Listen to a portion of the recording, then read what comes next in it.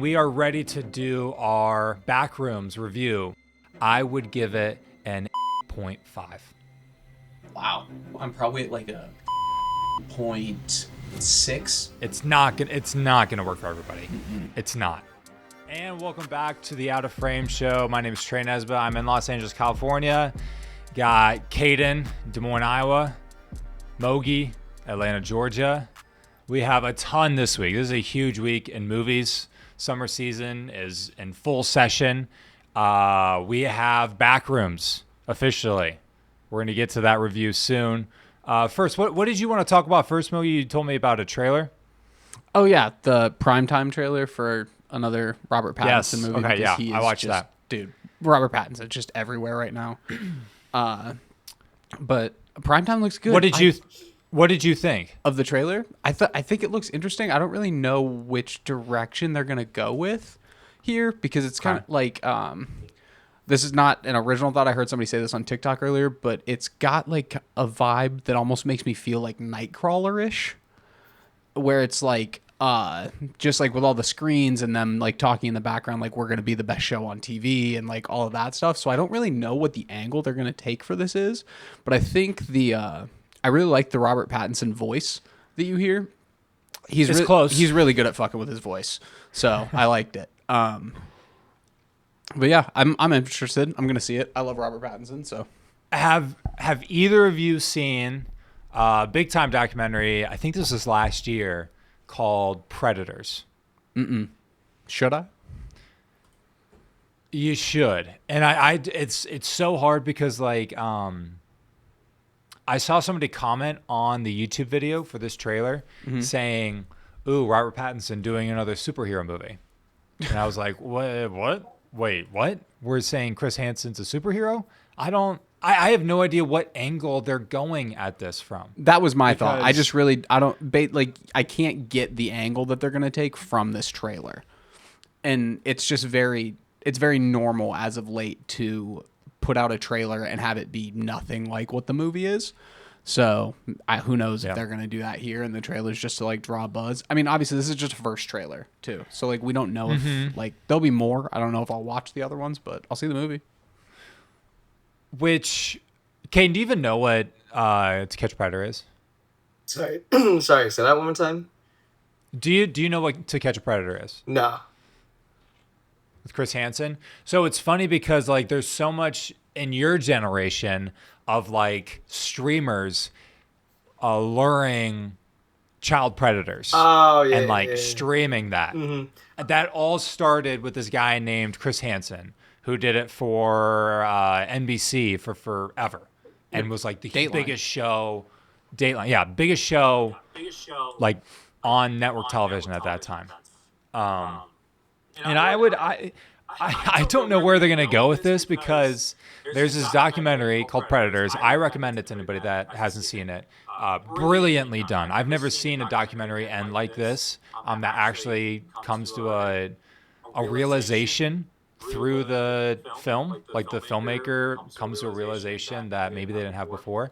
And I don't know if they're going to take that angle at it because there's plenty of people that got mad at that documentary based on what they eventually came to, that maybe Chris Hansen and this whole production is not totally ethical. Or if it's going to be, fuck these predators. I don't know. Because I feel like, dude, because anytime, I mean, this is like child sex trafficking, like horrible, horrible shit. Anybody online is going to get so pissed about that, as they should. However, if you watch this documentary, I'd be interested to see what you thought about this. I just watch listed it, so if it's on somewhere streaming still, I'll check it out. I'll try to check it out this week. But have you ever heard any arguments against like Chris Hansen or that show? I see when I was scrolling on TikTok today, I got a couple people a couple just film creators reacting to this trailer. And so I was getting some of that, but I hadn't heard any of that prior. Like, or if I had, I had forgotten it. So I don't know, like I don't remember that at all. Like I don't remember any bad things about Chris Hansen. So yeah, I don't know. What was did you know all of that stuff? No, I didn't know anything. I Okay. didn't know anything. So you were in the same dude, I boat as used me. to like the show. Same. I used to like the show. Same. I used to watch it. Yeah, it used to be on like kind of appointment television weekly in I think my household. dad loved it. My dad loved it. sure That Andy and did. Cops. So I just don't. I'll be interested because, dude, I think if it's a little bit more aligned with this documentary, there's going to be a firestorm towards this movie, anti this movie, saying it's like pro child, whatever. Because it has to take a stance. I feel like pro or anti Yeah. him, you know, if they're making a movie about him. Yeah, it'd be tough. I'm to for make sure It'd be intrigued. tough to make a movie and just not take a stance against or against not have or a point for of the view. guy that's the main. Yeah, I feel like if you don't take a stance, it's gonna hurt the movie in the long run anyway. So Because he's still doing it. He still has like an online internet show doing Yeah. this type of shit. So I was for sure intrigued. I'm very intrigued. The thing is, I hadn't even heard about this movie until today.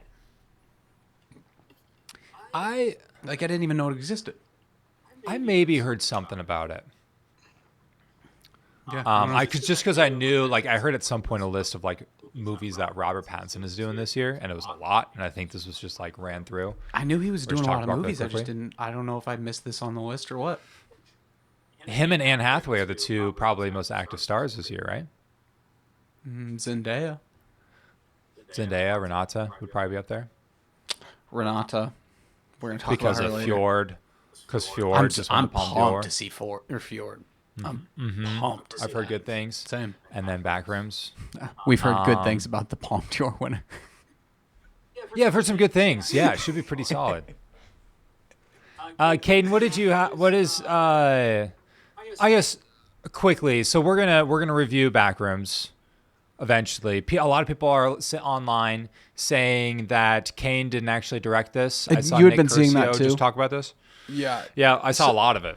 Like, what are we doing here? This guy's been making movies and producing them like himself and putting them out on YouTube to hundreds of thousands, if not millions of people since he was 13 fucking years old.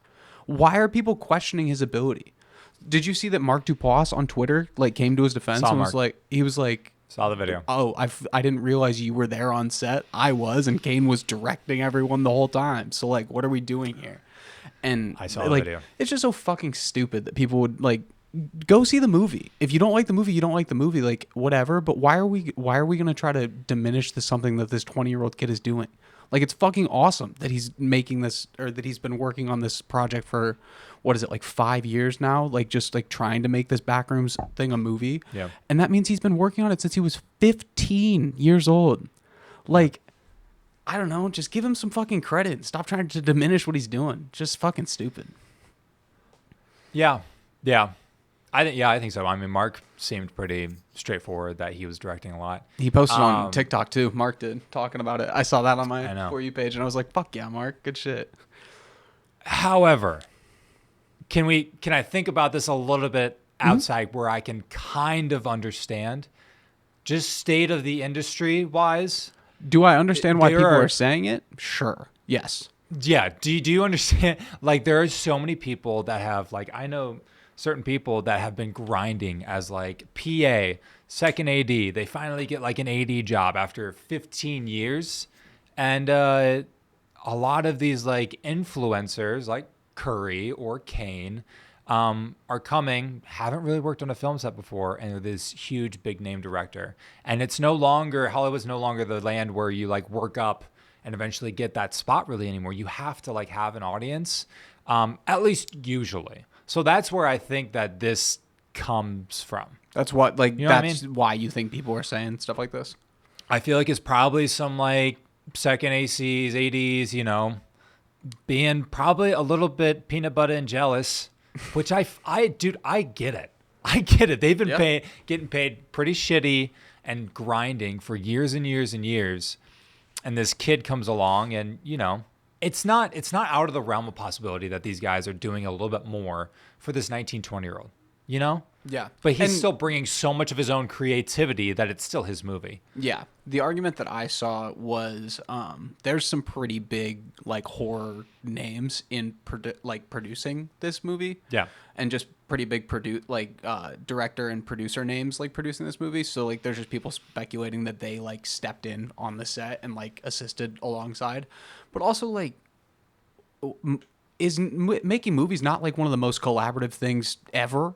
Like, I understand that there's some directors that like take complete control and do not let anybody differ from like their script and from their direction or anything like that. But like, I feel like it's a collaborative effort as it is. If they're doing the main part of it, it's their thing. Like, it just feels weird to me to like before the movie even comes out that people would be talking this much like shit about it. That's what's weird to me.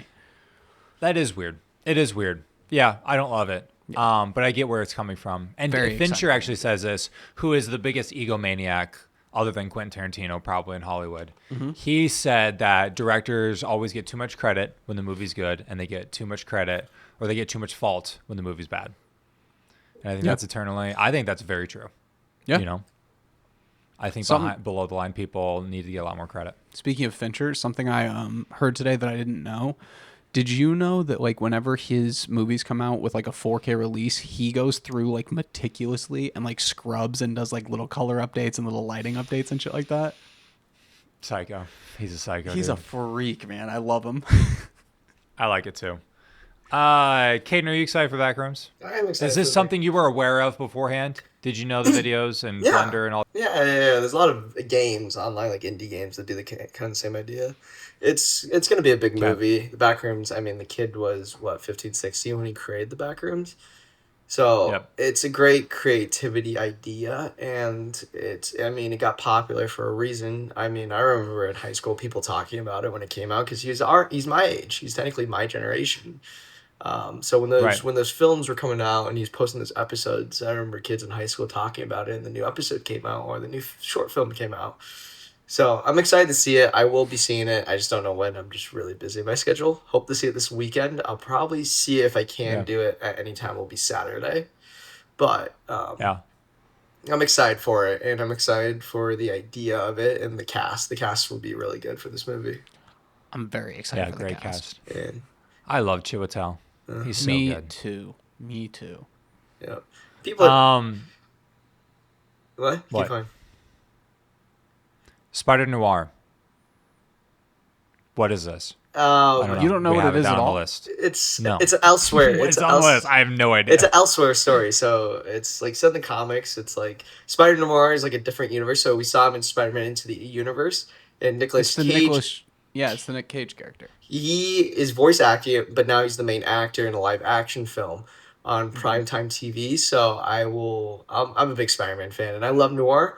I hope they keep it as gory as they keep it in the comics.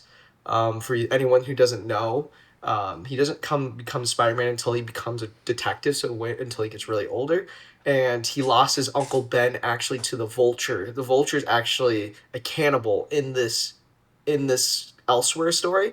So his uncle got in debt trouble, and it was against Norman Osborn, the Green Goblin, and the Vulture legitimately ate his uncle. Oh. Yeah, I didn't know that either. And this Spider-Man uses a gun as well. So, for anyone.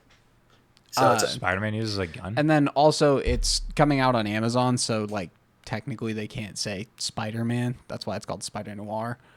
Oh, really? Yeah, because I think like all of that is still owned by Sony. Is that right? Like I think they still have all the rights. Sony still has all the rights. While they I think they have permission to do the Spider Noir story, like pretty comic accurate. They don't, as far as I'm aware, they don't have permission to call him Spider-Man in the show. Mm-hmm. Like we got a real taste of Spider Noir in the video games on Xbox 360. Spider-Man Shadow Dimensions. I've never played that, but that's I remember awesome. that. I haven't played it. I remember Like it, that. If you guys want to play a fun Spider-Man story game, like it's like the old Spider-Mans, this game's fun. This game's really fun. The stories are great, and the levels are great. Noted. But yeah, I'm gonna watch Spider Noir. So at least Caden and I can talk about it. Trey probably won't watch it. Yeah, I'm gonna sprint to watch that. Yeah, that's what I thought. Mogi, you put down 15 different Batman animated movies you watched. Jesus Christ. Oh, we're going to what we watched, huh? 15 different. You watched Incredibles 2? So how bad is it? It's pretty fucking horrible, isn't it? No, it's a 3.5. It's not bad. Jesus Christ, dude. How can you watch that and not be like infuriated by how like What do you want me to get mid? mad about? I didn't know you hate women. Jesus Christ, we're gonna do that. It's not me hating women. I'm just saying this movie is so much worse. Dude, I'm not telling you it's not worse. I'm telling you it's not bad. The first Incredibles movie, or Incredibles 1, is my favorite Pixar movie in existence, and probably will be forever. But The Incredibles 2 isn't bad. It's just fun. Like, Can I tell what you is bad that- about it? So, I saw this like opening night. I Sure. remember, dude, Have you I watched was it I since? was deep in like when's the Underminer coming back? I was so excited for Incredibles 2. If you remember, it took forever to get this movie to be made. They were rumored to be making it. Like they were talking like a year or two after the first Incredibles came out. It took forever to make this. I couldn't wait for the Underminer. I just remember hating this movie. I don't remember anything about it. I saw it right away opening weekend. I couldn't tell you who the villain is. I know Underminer's in it at least a little bit. I don't think he's the main villain He's though, just right? basically in flashbacks. Yeah, he's like a they side don't. character. It's not. They don't do the Underminer story, which is kind of disappointing. I love Yeah. the Underminer story. Like, Caden, did you ever play the Incredible? Or I guess Trey too. Did you guys ever play the Incredibles video game, the Rise of the feel like Underminer I- video game? I feel like I did. What was it It- on? Like DS or something? Or Game. Xbox? It would have been like GameCube, PS2 time. So maybe. it was like- PS2. I think we had it on PS2. But yeah, I We had it might on have. GameCube, so I played the shit out of that game, and I loved it. But so I was also semi disappointed when I found out they weren't doing an Underminer story. But at the same time, I don't think the story that they do is bad. I think getting to expand on like Elastigirl's story is cool. I think the final fight is cool. It was slightly predictable, but like I don't know. It's just like it's not bad enough for me to like rate it lowly. Like I don't think it's bad. I still love the animation. I still love the characters. Like, yeah, I think you should watch it again. I don't like trust me. It's not as good as the first one. Like the first one's a 5-star for me. I have this one at 3.5. Like it's a very big difference there. But I still think it's still worth watching. Nah. Okay, can I talk about what else I watched now? What was your favorite one out of those? Out of what? The Batman movies I watched? The 10 other films you watched? So, since last week, I watched Batman Under the Red Hood, Batman Dark Knight Returns Part 1 and Part 2, Batman Assault on Arkham, Batman The Long Halloween Part 1 and Part 2, Justice League The Flashpoint Paradox, Justice League War, and Son of Batman. The best of those is Justice League Paradox. It's probably like the Justice League Flashpoint Paradox. It's probably one of the like better animated superhero movies ever. I have it at a 4.5. It's really, really, really good. And everybody said it was really fucking good, but I just didn't really like expect it. It's just like a super like fresh and unique look at like all of your favorite characters basically. And Caden, have you seen that one? Yeah, I've read the comics on it as well. Yeah, the Flashpoint Do you like Paradox it? is cool. I own it in DVD. I own it in DVD. So that was probably my favorite. If we're talking just like Batman movies, I really like Under the Red Hood, and I really like The Long Halloween. Caden's favorite is the Dark Knight Returns, which is also great. I have both Part 1 and Part 2 at a 4-star for that. I don't know why the Dark Knight Returns story wasn't just exactly what they did for the Ben Affleck Batman. It's true. The Dark Knight Returns Part 1 and Part 2 is just so good. It is, dude. It is really good. And the fact that like that wasn't the Ben Affleck story makes zero sense to me. Like they have like a perfect guy for the old Batman. Like it just, it makes me so sad that we didn't get to see that in the Ben Affleck live action. But oh well. Remember when Ben Affleck in Batman vs Superman doesn't kill him because he says Martha? I feel like I don't like that movie very much. It's terrible. Trey likes the Ultimate Edition. What? Ultimate Edition, guys. Go back, take a look. I've watched the Ultimate Edition. It's I have considerably also better. watched. It's similar to like it's similar to like the Justice League No, movies. so much better. It's so much better than Zack those. Snyder's It's Justice not even League close. is very good. The regular Justice League is very bad. I think, no, the regular Justice League sucks. Very bad. The Ultimate, the long one is better. Snyder's It's cut. not good, but it's better. I would say it's good, not great. Batman vs Superman Ultimate Edition is the best out of any of those. I don't know about that. They're all terrible. Whoever directed it, terrible. It's just you could have done so much better with that story. I don't. Yeah, Very I much don't agree, disagree. Caden. So then this is kind of a bridging point. You watched Gen V. You started watching Gen V. I did. Well, I mean, I finished season 2 of Gen V. Have you seen that, Alright. Caden? Mm-hmm. Yeah, it's the boys. I really like Gen V. It kind of sucks that they're not doing a season 3 of it. That's why when I was texting you, Trey, you don't need to watch Gen V unless you're really into the boys. But I really like the Gen V characters. I still have the last season of the boys to watch, so I don't know if there's gonna be any like crossover in it or not. But Kylie and I were watching the season 2 of Gen V before we watched the last season of the boys. So we'll start that next week or something probably.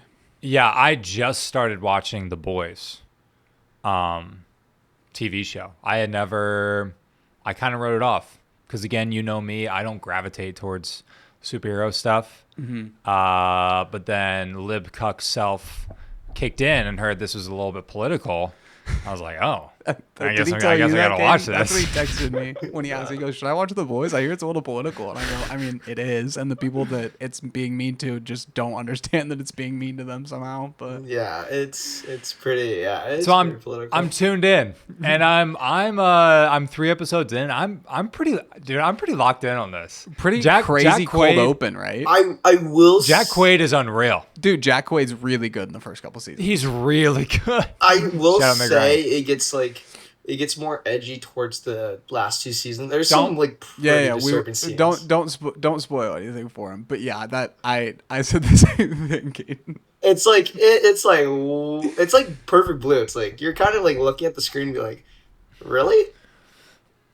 Well, there's already been one thing that I'm like, Jesus Christ. Okay, we're going there with the girl from Des Moines, Iowa.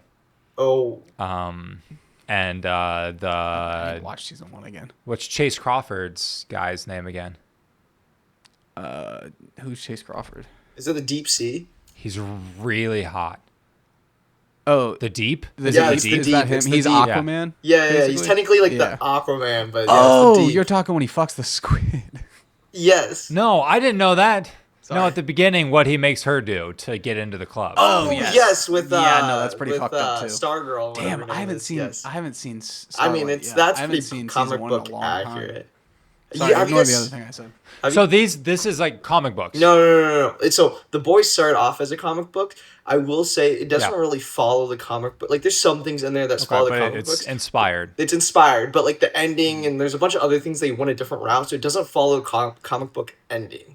I will say, like there's a couple of stuff in there that follows it, but then there's a lot of other things that just takes a different turn. Yeah. You guys need to watch. I bet Mogi has, but Trey, you need to watch Invincible. I've only seen season 1 and season 2. I've heard good things. It's Yeah. so good, I've heard and good it's things. Trey, based you off should- another comic book. Finish the boys, and then we can do Invincible after that. okay. So Okay. good. It's so good. I've also been watching Survivor. Survivor finale happened. I am so mad because in January I saw fucking Kalshi. That one contestant was way higher percentage, and they ended up winning. So, shout out Kalshi for being fucking losers. Also, shout out Kalshi for the Amy Madigan win for the Oscars. Yeah, but I mean, Kalshi's also not the only one that has spoiled Survivor. Jeff Probst did it live on TV. I don't know if you guys saw that. Oh, I did. They built up to this huge like fire burning to see who gets eliminated, and he spoils it before that even happens. Jeff, you're getting old. Summer House reunion. Dude, the worst is he didn't even realize he fucked it up. I know until like the next commercial break. He goes, "Wait, why are you all looking at me?" It's just funny because Jeff also put himself in a competition this year for the first time ever, and he lost. It was a physical challenge, pretty much forearm strength, and he lost before like anybody. And all these people have just been on the beach not eating for 2 weeks. So That's a tough scene. Jeff is the big loser this year. Summer House, just to let you guys know, so they're having the reunion. It's all about timelines. When did Amanda fuck West for the first time? There's rumors that they fucked in January, but they're saying that they didn't fuck until they had a statement. Mogi, if you were dating one of your boy's ex-wives and you came out with a statement saying that you're now together, do you think that means you've already had sex or that you're about to have sex? Because they said live that they hadn't had sex yet. I would imagine if you're coming out with a statement saying you're together, you've already had sex. You've probably had sex. That would be my guess, but I watched The Babadook. I haven't seen this. I've seen this movie before, but I was like very young. Whenever it came out, when did it come out? 2014, something like that. Yes, Yeah. I recommended this movie, and a lot of people are saying that it's actually not that scary. This movie I'm so tired of people the on ultimate TikTok, brother. sensory Dude, I told you not to watch If I Had Legs, I Kick You. This really does feel like that movie with a monster, and it's like total horror. Yeah. It's an assault on your sensory sounds and her chaos. This movie is legitimately scary. Ladies First. This is a Sacha Baron Cohen film, comedy film on Netflix. It is garbage. It is trash. It is when ladies and men swap gender roles. And it's supposed to be like a very misogynistic movie, like men are assholes, but it turns into just being a misogynistic movie, making fun of women pretty much the entire time. How did Sacha Baron Cohen do these things? Dude, if you watch this movie, it'd be like, where has the Sacha Baron Cohen of old gone? Where is the prankster poking fun at everybody in popular culture and politics gone? Rosamund Pike she's doing her best, I would say.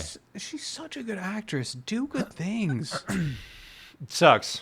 Because I hated that movie she also did first right after what she almost won the Oscar for. Or did she win the Oscar for? Gone Girl? Is that what you're referring Gone Girl. to? Yeah, she did Return to Sender right after that. No, there was one other movie. It was in Netflix. Oh, I Care a Lot. I Care a Lot was 2020. That movie's also not good. Garbage. A lot of people kind of liked it. That movie sucked. No. So we need good Rosamund back. Then I watched Dark Wizard, climbing documentary on HBO Max. Absolute must watch. It's my favorite documentary style thing I've seen this year, and that's over Neighbors, also on HBO Max. This is better. That's different. Very different. This is very sentimental about a man's life and mental health struggles, while also being one of the most unreal athletes we've ever had in human history. If you liked Free Solo about Alex Honnold at all, this is better. Must watch. I just read a review. You want to hear it? What? Alex Honnold is the Mark Zuckerberg of climbing.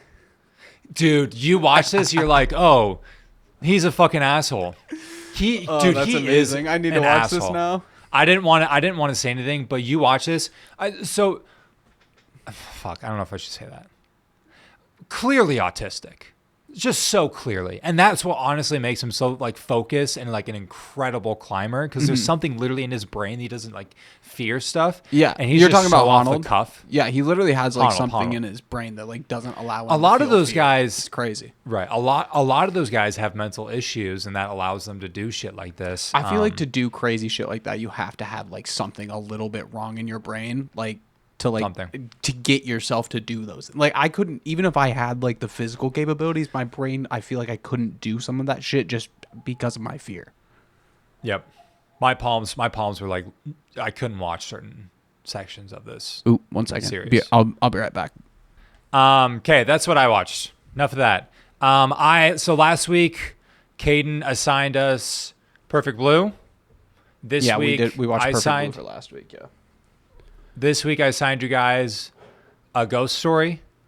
I want you to both talk about it a little bit and give a Letterboxd star rating. Who wants to go first? Kate can go first. I can go first. Caden.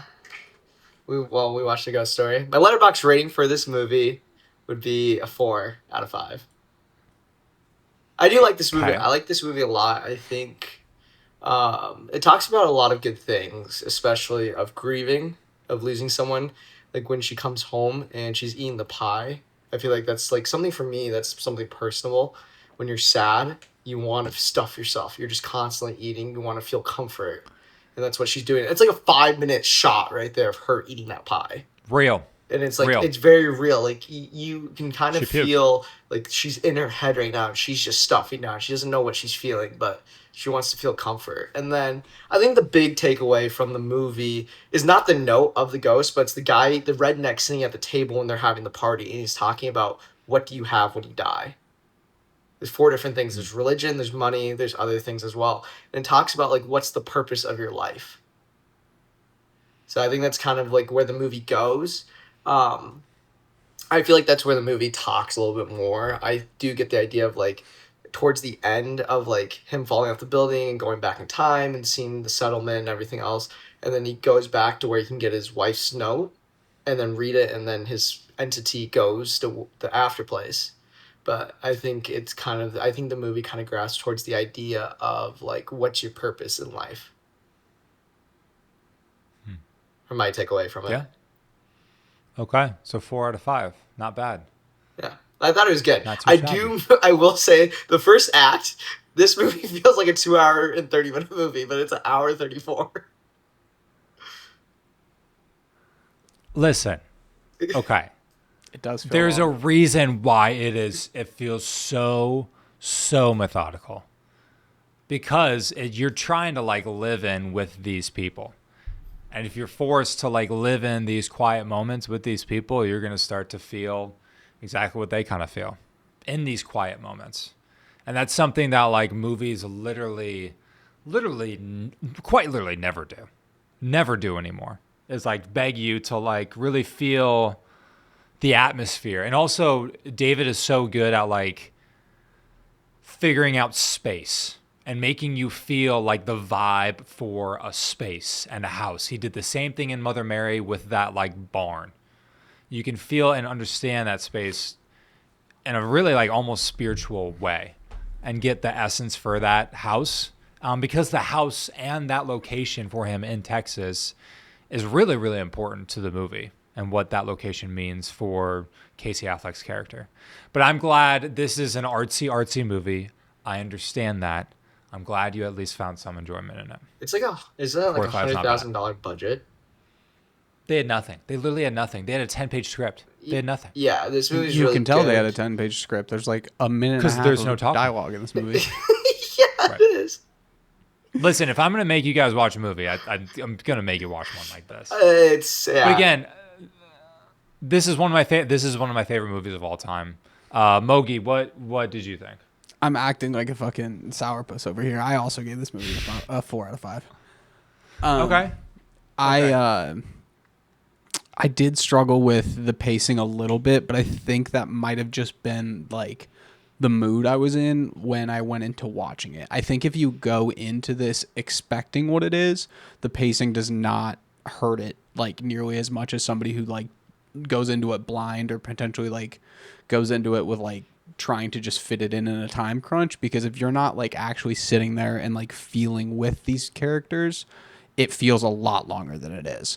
But once you give in and once you like start feeling the spacing that you're talking about and the spatial awareness that Lowery can like create with the characters in these rooms, like once you let yourself start feeling it, you just kind of, it locks you in and it doesn't let go until like the black at the end of the movie hits. Mm-hmm. I didn't think at the beginning of this, I didn't think I was going to love it. I didn't, it didn't lock me in the first like 10 minutes. And then the pie scene happens at about, I think it's like right around the 30-minute mark of the movie. Probably, and, like Caden said, it's literally just 6 minutes straight of Rooney Mara eating a pie, and it starts with her like reading the note and being like, okay, like you can see her being like this, like being thankful without saying anything verbally, and she like gets out some silverware and cuts herself like a slice, but instead of taking it out, just like starts eating it, and you're like, you can tell that she's like, this is helping a little bit, and then it goes from like, this is helping a little bit to like, oh, I haven't eaten in days, or like, I'm starving, I'm empty inside, kind of a thing, and she's just engulfing this entire pie to the point that she like has to sprint across the room and go throw it up. And this whole time the ghost is just standing over there as obviously just a metaphor for grief, that's like, even though this person is lost, it's like just hanging over your head. Like as soon as you get back home, like you could have been like holding it together as well as you wanted to outside of that, but as soon as you walk back in that place, like that grief hits you like a fucking ton of bricks. My favorite scene in this movie, it might make me cry talking about it, is the first, or when the Casey Affleck character plays the song for Rooney Mara's character.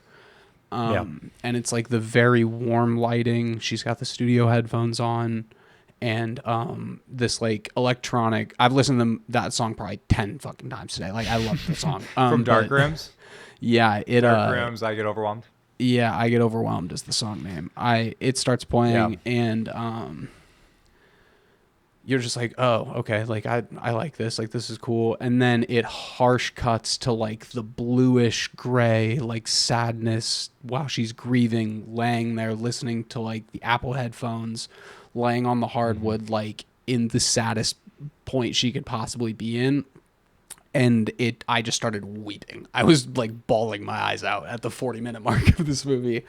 Yeah. And when a movie can like make me feel like that, and like literally make me feel like I'm literally in that situation, like I'm the one showing someone a song, and then like that song hits me 10 years later like a ton of bricks on shuffle, like on my phone, like when it can give me those feelings like in a movie, or without any words really to make me feel for these characters and make me connect with these characters, like Lowery's got to be doing something right. So yeah, I really ended up liking this. Like the more I think about it, the more I like it. I don't know if I'm ever going to rewatch it, but if I did, I bet my score would go up.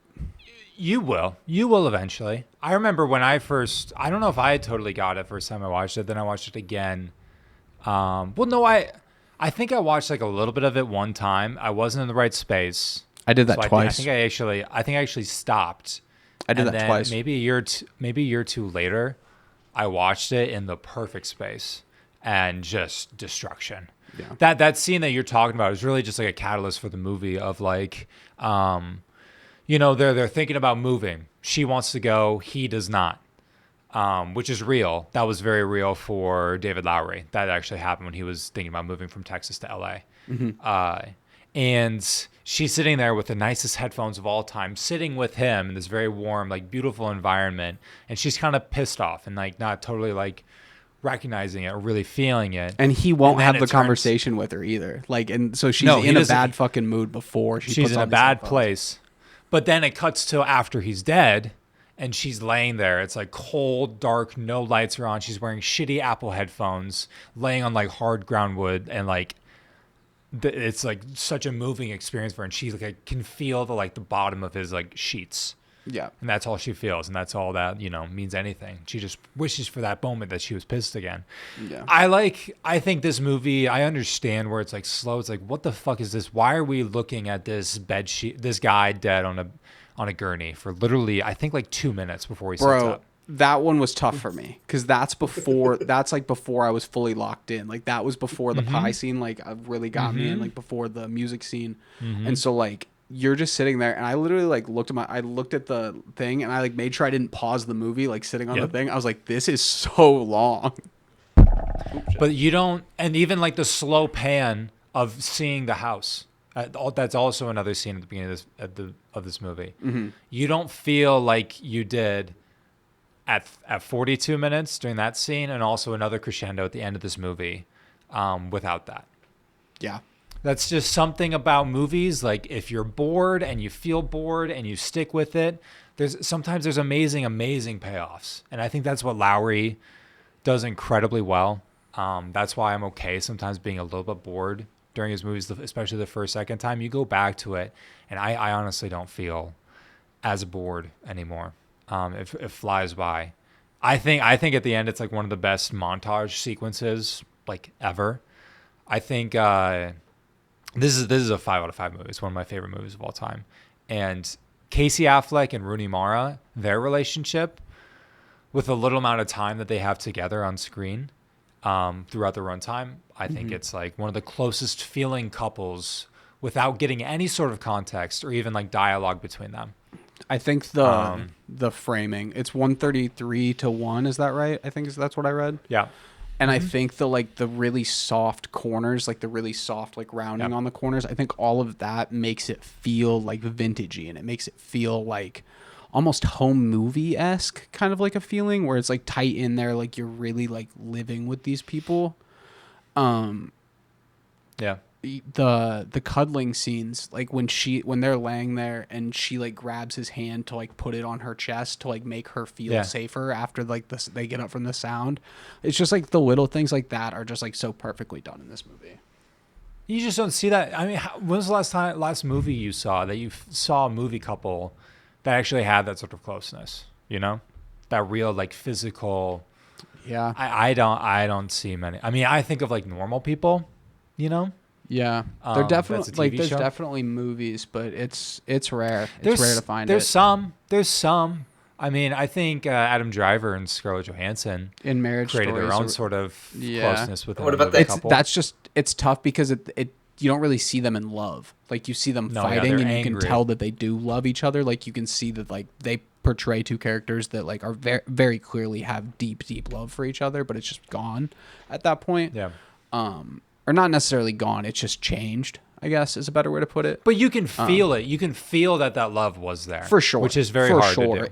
It's easier to feel it here with two people that are like touching and like Yeah. touchy-feely versus like people that Right. are working through a divorce, obviously. What about We Live in Were you Time saying with Andrew Garfield? I've heard great things. I haven't watched that movie. No. You know, Trey didn't like They're it. good. They're good. They're good, but not. I think it's a little bit next level. They just have a certain closeness. Yeah, I think this movie. They'll come back to it. Yeah, this movie's done a lot for me. Dude, I think about that scene because he's a ghost trapped in this house with unresolved feelings and not ready to move on to the afterlife or whatever is next in this world. And he looks across and sees the other house and sees the other ghost, and that ghost has been there so long and still hasn't let go. He doesn't even remember why he's still there. That's The soul crushing. the other goat, like when the house is, bro, you want to talk about just like yanking your chain. He's so close to getting that fucking note out, and then the fucking I know. bulldozer comes. But then the houses get fully torn down, and it's just the two neighbor ghosts standing there, and the other one goes, "Well, I guess they're not coming," and just poofs away. And I was like, "Damn, Casey Affleck couldn't do that." Well, he wasn't ready to let go. I know he knew wasn't. that He had to note go all the way was through still time again. there. He had to find another way. He Yeah. wasn't able to. Yeah. Oof. Jesus. Okay, that's Ghost Story. It is. Thanks for watching. What do you have a movie, Mogi? It's your turn. I do. I think you guys have both probably seen it, but I want to talk about it. So Yeah. can we watch Spotlight for next week? Yeah. Nice. Caden, have you seen Spotlight? hold on. I've seen bits and pieces. Nothing like not the full film. It's been a long time for me. It's Okay. been a long time. Good. I'm excited to watch it. It's a 5-star movie for me, so I'm excited to hear what you guys think. I think I have it 4.5. Maybe. I actually don't know. It might be 4. And let me look. I've got it pulled up right now. Let me see if I can find you real quick. It's really great. I would love to. Yeah, you know, read it at 4.5 as well. So we'll see. Well, maybe he'll bump it up. We'll see. Yeah. Yeah. Cool. Caden, I'm watch it with excited. mom and dad. See what they think. yeah, You're probably. not Catholic, right? Christian. Okay. So because we have this will be a good spot. We're gonna go to our review of Backrooms. We're gonna zoom in the future. This is our review of Backrooms. I thought you were gonna put that at the beginning. That's fine. Okay, and we are ready to do our Backrooms review.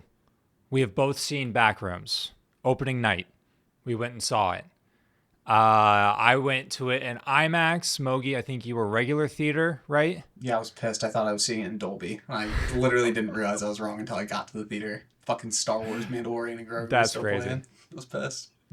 That does suck. I got one of the very few. There weren't a ton because again, Disney has taken over those screens. All of ours I got were one just of the late. very few. They were playing on Dolby screens in a couple IMAX here, but it wasn't until like the 10.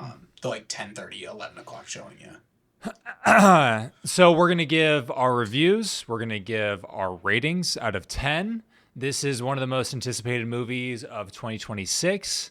One of my most anticipated movies from this year. As internet creators, Kane feels like one of our own, somewhat.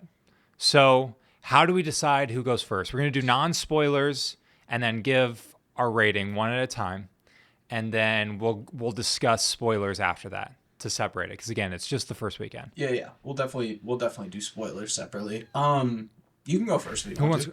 You want me to go first? Yeah, you can go first. That's fine. Okay. I'll do my best to not interrupt you. I had zero knowledge going in. Zero. I had seen the main or the Backrooms, like the one shot, the yellow. I'd seen both the YouTube short, like screenshot, like pretty much what the thumbnail might be. That's all I know about this. Wait, I'd seen, like, you didn't watch the original short at all? I think I maybe saw like 20 seconds of it, 'cause I think Caden like 5 years ago told me to watch it. Mm-hmm. I watched like 20 seconds of it. I was like, this is freaky, and I turned it off. So I knew nothing. All I knew was that the one monster, like the wiry looking monster, from the YouTube shorts, that's all I knew of. So, and let me tell you, I was not expecting this movie. This is like a totally different type of horror movie that I thought I was getting from Kane. A lot of people are comparing like Obsession to Backrooms, and I actually think it's like flip-flopped. I thought going into these two movies, I thought Obsession would be more like risky, artsy indie film. More like a lot more questions, and not as like I said, like mainstream on my TikTok channel. Not as mainstream, not like hitting the same character arc beats that you might expect. It was flip-flopped. This is the artsy movie. This is the way more expansive movie, but this reminds me a lot of different like horror films that are on the edges, that people talk about. I mean, I'll save that for spoiler. Yeah, but I agree. There's one direct comparison that I haven't seen a bunch of people make, but I'm wondering if you noticed it as well. So I don't know. I haven't read any reviews. No. I'm wondering if you're gonna make the same comp as the one that I have one movie that I'm like, it is so close and vibe wise to this film, a classic film. But I think this movie and setup and execution, the turns it takes, I fucking loved it, dude. Really? Dude, I loved you it. were fucking with me this whole time. I thought he didn't like it.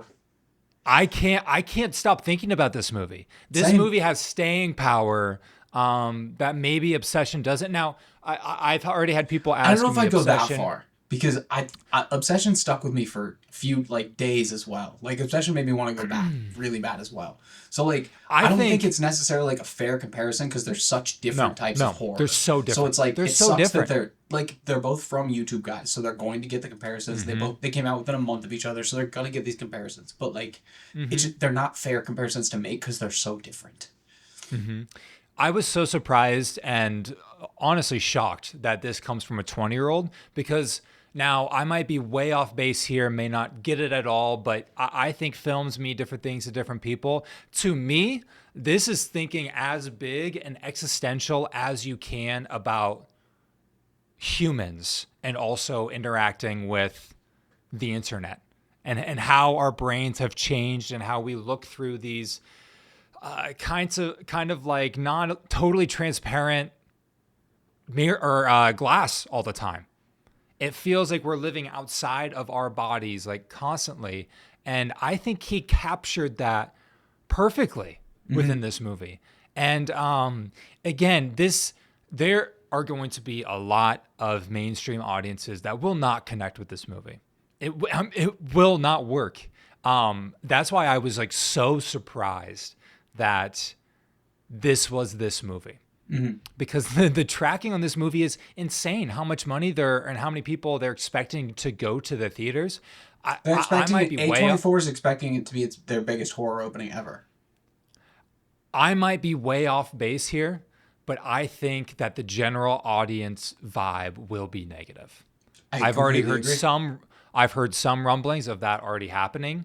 I felt like my theater wasn't totally vibing with it. It was very much a younger crowd. People that were oh, hey, Caden. It was very much a younger crowd. So it felt like people that wanted the Backrooms, which again, I don't know what the YouTube shorts were like, but this is, I thought this was pretty fantastic. And I love it when guys take big risks and get existential. And for a 19, 20-year-old to be thinking these questions and to capture it in this way, I was pretty blown away. Yeah. I really liked this movie. I would give it an 8.5. Wow. That's higher than I expected you to be. I love that you liked it that much. That's awesome. Well, I told you I was lower. Yeah, you did. That's true. You did. I just didn't want to give you he didn't give me anything to go off of.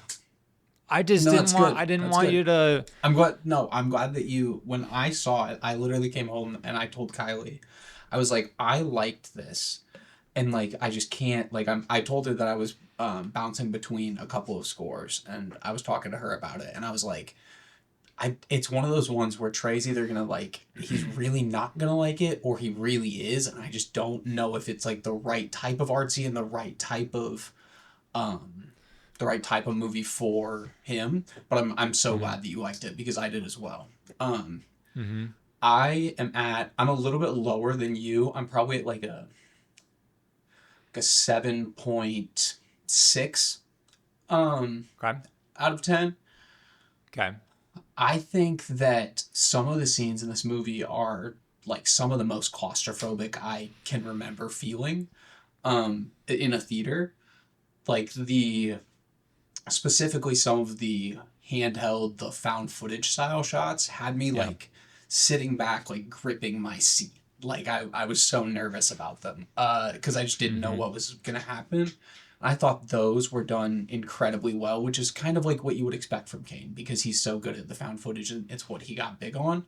So just seeing that on the big screen, I thought was like very cool and brought some like crazy fear.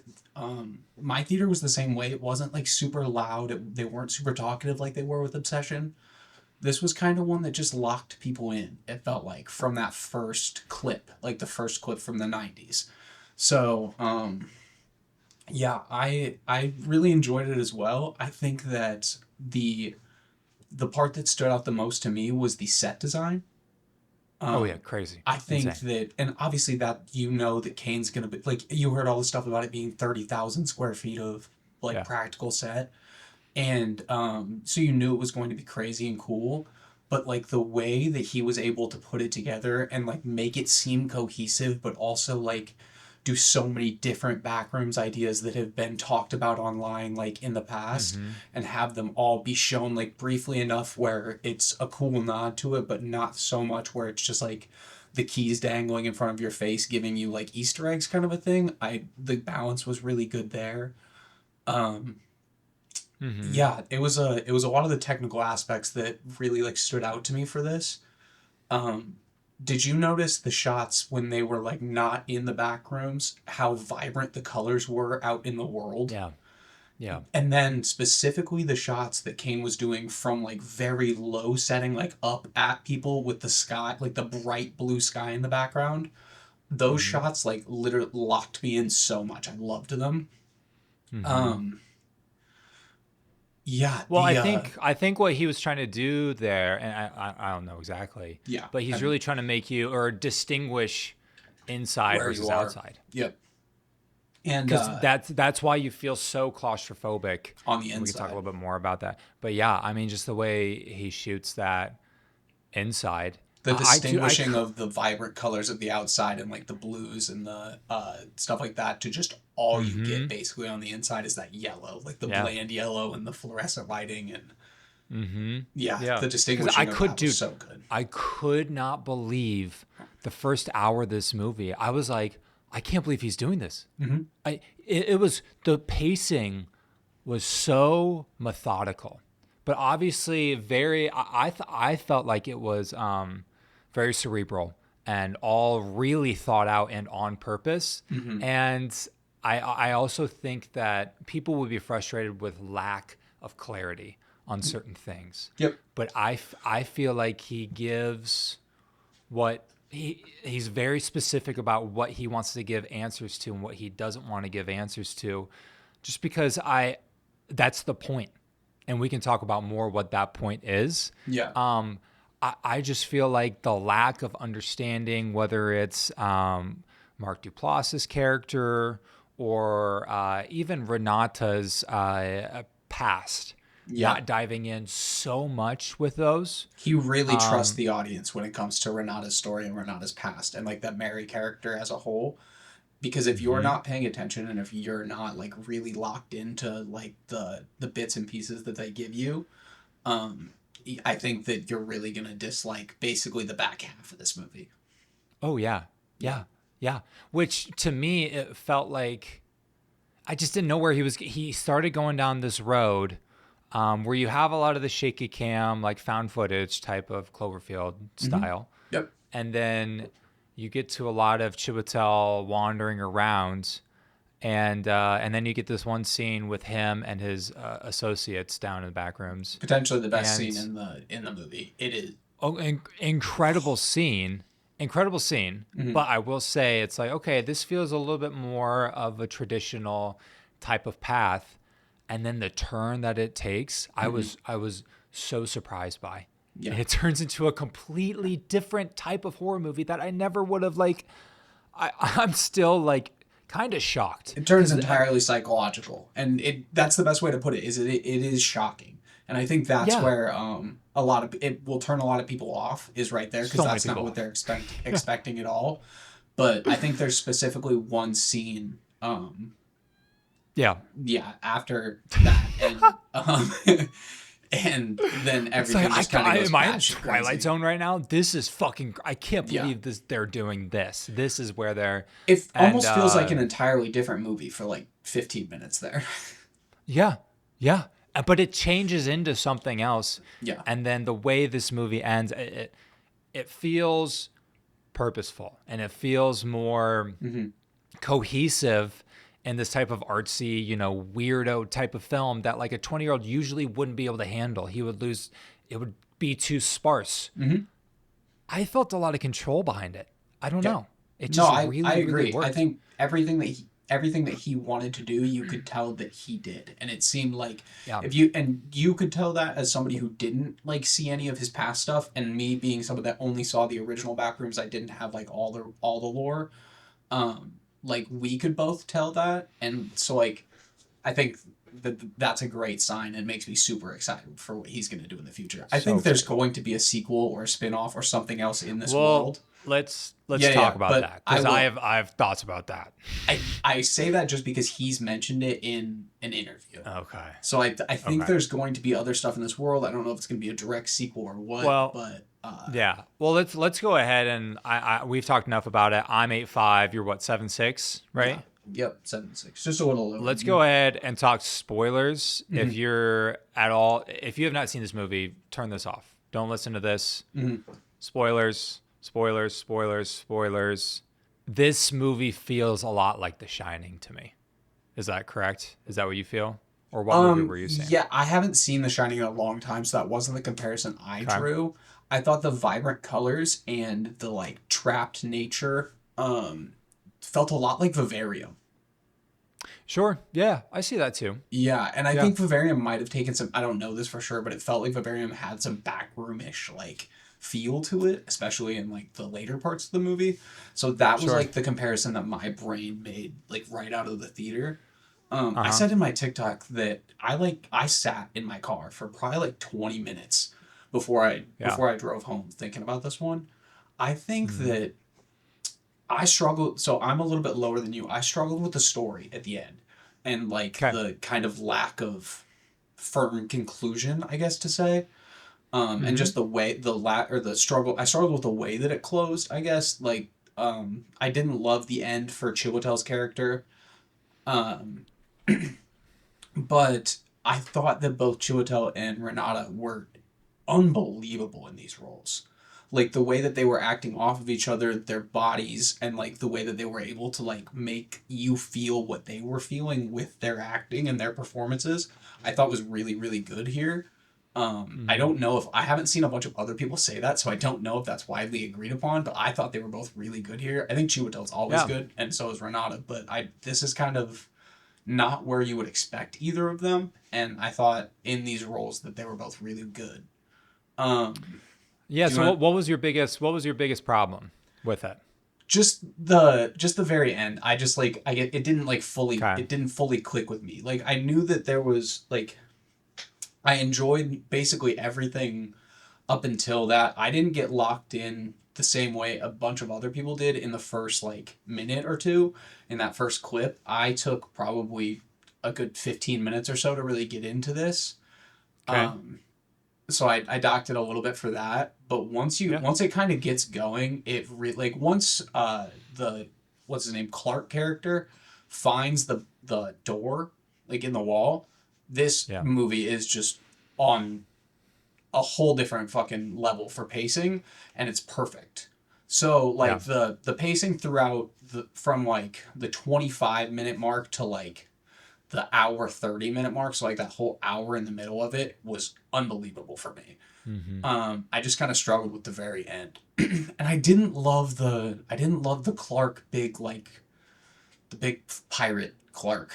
Like I love that. I didn't like I shouldn't say I didn't love it because it was scary, and when it like walked in, it scared the shit out of me, and it chasing her made me feel so fucking nervous. But so like I liked it in that way, but it's just like the final like fight between her and it didn't fully work for me. So yeah. Okay.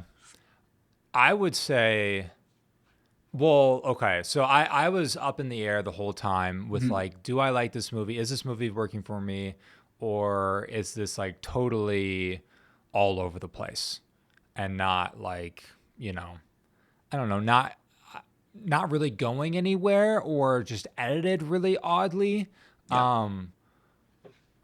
Edited really oddly for sure. Yeah, this is edited in a way. I haven't seen too many films edited like this. It definitely throws you into just some different situations kind of out of nowhere. I think it's meant to be more like just another layer of the disorientation. Is kind of like the whole, like, just make you feel like you're confused as they're confused. Like, everything's changing around you. Things are changing super quickly. Like, you never know what to expect kind of a feel. I really enjoyed it, but I don't think it's going, like, I think that's going to be one of the things that turns people off to this one. So why I love this movie so much, I feel like this captures that feeling of disassociation with yourself. So incredibly well. I think it's really, really smart to also have a therapy aspect, a therapist-patient aspect within this story. I think that makes a lot of sense because obviously this Chiwetel Ejiofor character is just so dissociated from himself. We don't even see anything about his marriage and what these fights he's talking about. Other than the one conversation. Therapy session. That one specific other than conversation, that, Other than that, you really don't see much. And that's also because Kane, I feel like, is trying to really hit on the head that a lot of things in life nowadays don't totally feel real. It feels like there's several panes of glass in between everything.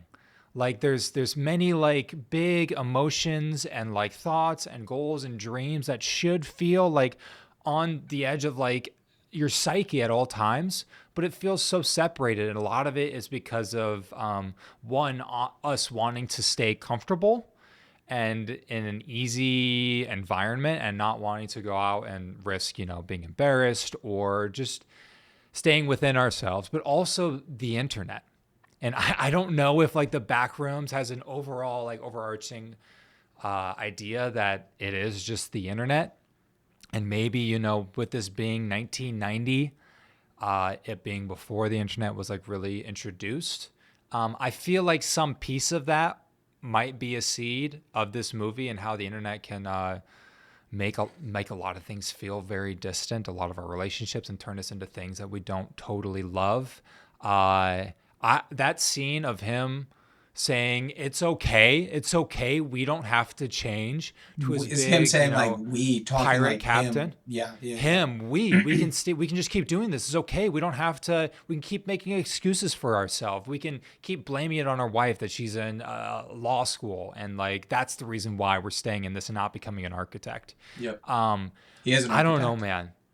That hit me, or it is an architect. No, that I am dude, a that fucking architect. That hit me something like deep in my core, and I felt like that moment was like so earned. Yeah. And I haven't had that many moments like that in movies recently. That's why it worked so well for me. Yeah. No, I think that dinner table scene is the scene that I was talking about, where it like feels like you're in a different movie for a minute. Right, with different versions of his wife and yeah.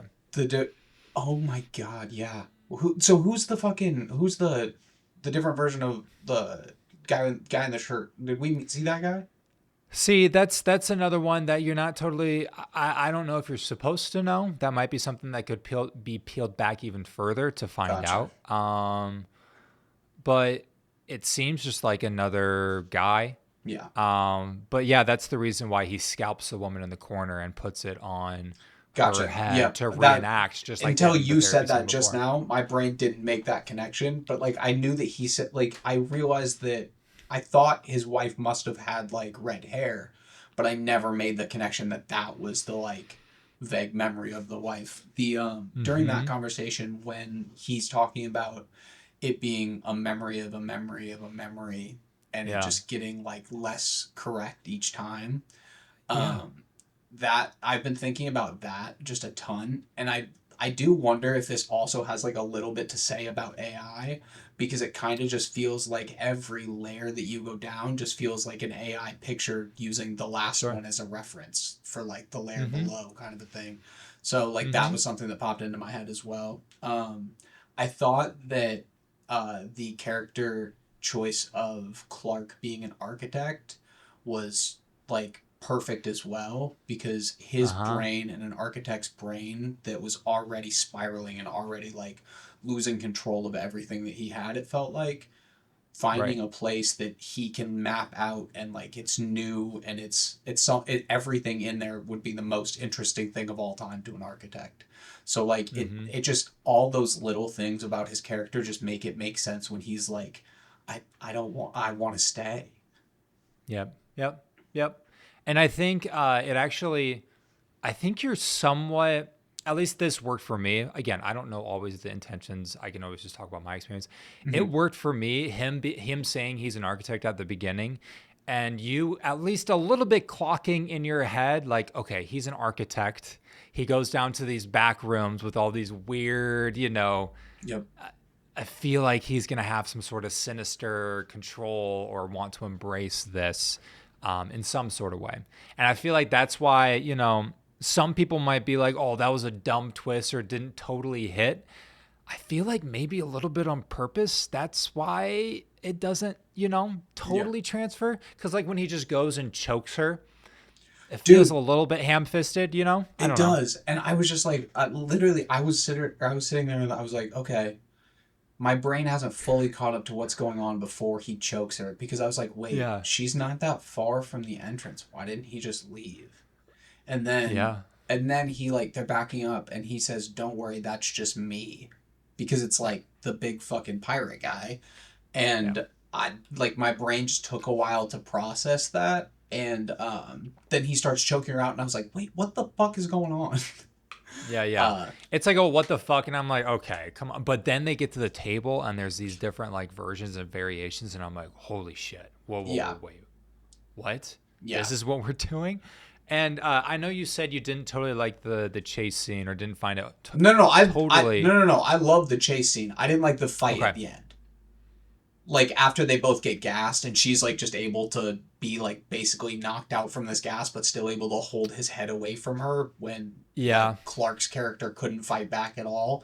That was just something that like hurt it a little bit for me. Right. And then that hit for me too. You know, her using the stone from her home to embrace reality in some sort of way and bash his head in because she's more in tune with memories and how she actually feels and her emotions because she's a therapist. Yeah. Was a little bit on the nose in a movie that is not on the nose in any sort of way. Yeah. So that's probably also what kept it down a little bit for me. I did love the little thing where it was like you saw where the handprint came from in the cement, but you could also see that she had just been like grabbing it like she was holding a hand for her whole life. So it like the stone had formed more to her hand. I thought like that little touch was super interesting. Good too. Yeah. What did you think about the Mark Duplass character and that piece of the story? I wanted more from him. Like I wanted more scenes with him. I wanted to learn more about him because like the confusion that he was able to express on the character's face when he saw Clark on the commercial, but had just seen him the night prior on the camera, like down in the back rooms. Or like I don't know if it was the night prior exactly, like because they didn't like give you timestamps, but like sometime recently they had seen him in the back rooms. And so he made that connection and he was even confused about it. But you knew that he was involved with like behind the back rooms somehow. You just didn't know how. So like I want to know more about that. And I don't know if that anything like about that like background organization or anything. I don't know if that's touched on in any of Kane's shorts. I might go check them out, but yeah, I wanted more from that character. I just wanted to learn more about him. I thought he was great in the role. I just wanted to learn more about him. The conversation between him and Renata at the end, I think the conversation itself worked. Just the closing of like the whole story, I struggled with. Yeah, and that's where I probably will differ from a lot of other people. Mm-hmm. I thought that piece of it, like really, after thinking about it for a day, I thought that piece of it and not knowing really worked for me. And like even Mark's performance, just being like, I don't know. Yeah. I don't get it either. This feels like the biggest thing of all time, but I don't know. I just feel like Kane really understands that like detached feeling. That I even thought of like, did you ever see Bo Burnham's Inside? Mm-hmm. That kind of special? Yeah. I feel like he's kind of like talking about some of those feelings of like that Bo was talking about, like being inside and being like going crazy about these types of things and forgetting who you are and these different versions of yourself. And I thought like Kane specifically not giving more because a different type of movie would talk about that company and Mark and tell a lot throughout the last act of this film, or even probably include a couple more scenes earlier on. That's what I think the sequel's going to do. I think they're going to do another movie. That's why I'm like, don't do a sequel. Yeah. I hardcore do not want a sequel. I do not think they should. Would you be okay with like a set in a different time period backroom story? Like just with like another like human story like with that's similar to this? Just say it's set in 2012 instead. I would be totally on board with that. I would be against going with Mark's character even more and having concrete answers to some of these things. It's kind of like Lost. When you start figuring out about the others and the hatch and shit, Lost. It's not going to work. It works for me more as an art piece right now, just visually and some of these, It's visually stunning, dude. For a first-time director, this movie is visually stunning. That's I keep going back to the found footage scene, but like after the slant scene and like the pulling on the also, so was it him? Do you think it was his inside thing, the big guy that was pulling on that rope? See, I don't know. I think there's more to be investigated. Or was it something else entirely? Could that have been one of the entities that people have talked about previously, like separately? I don't know. Because like when they got down there, it feels like it was too fast for that big guy to have escaped and like gone through that little hole.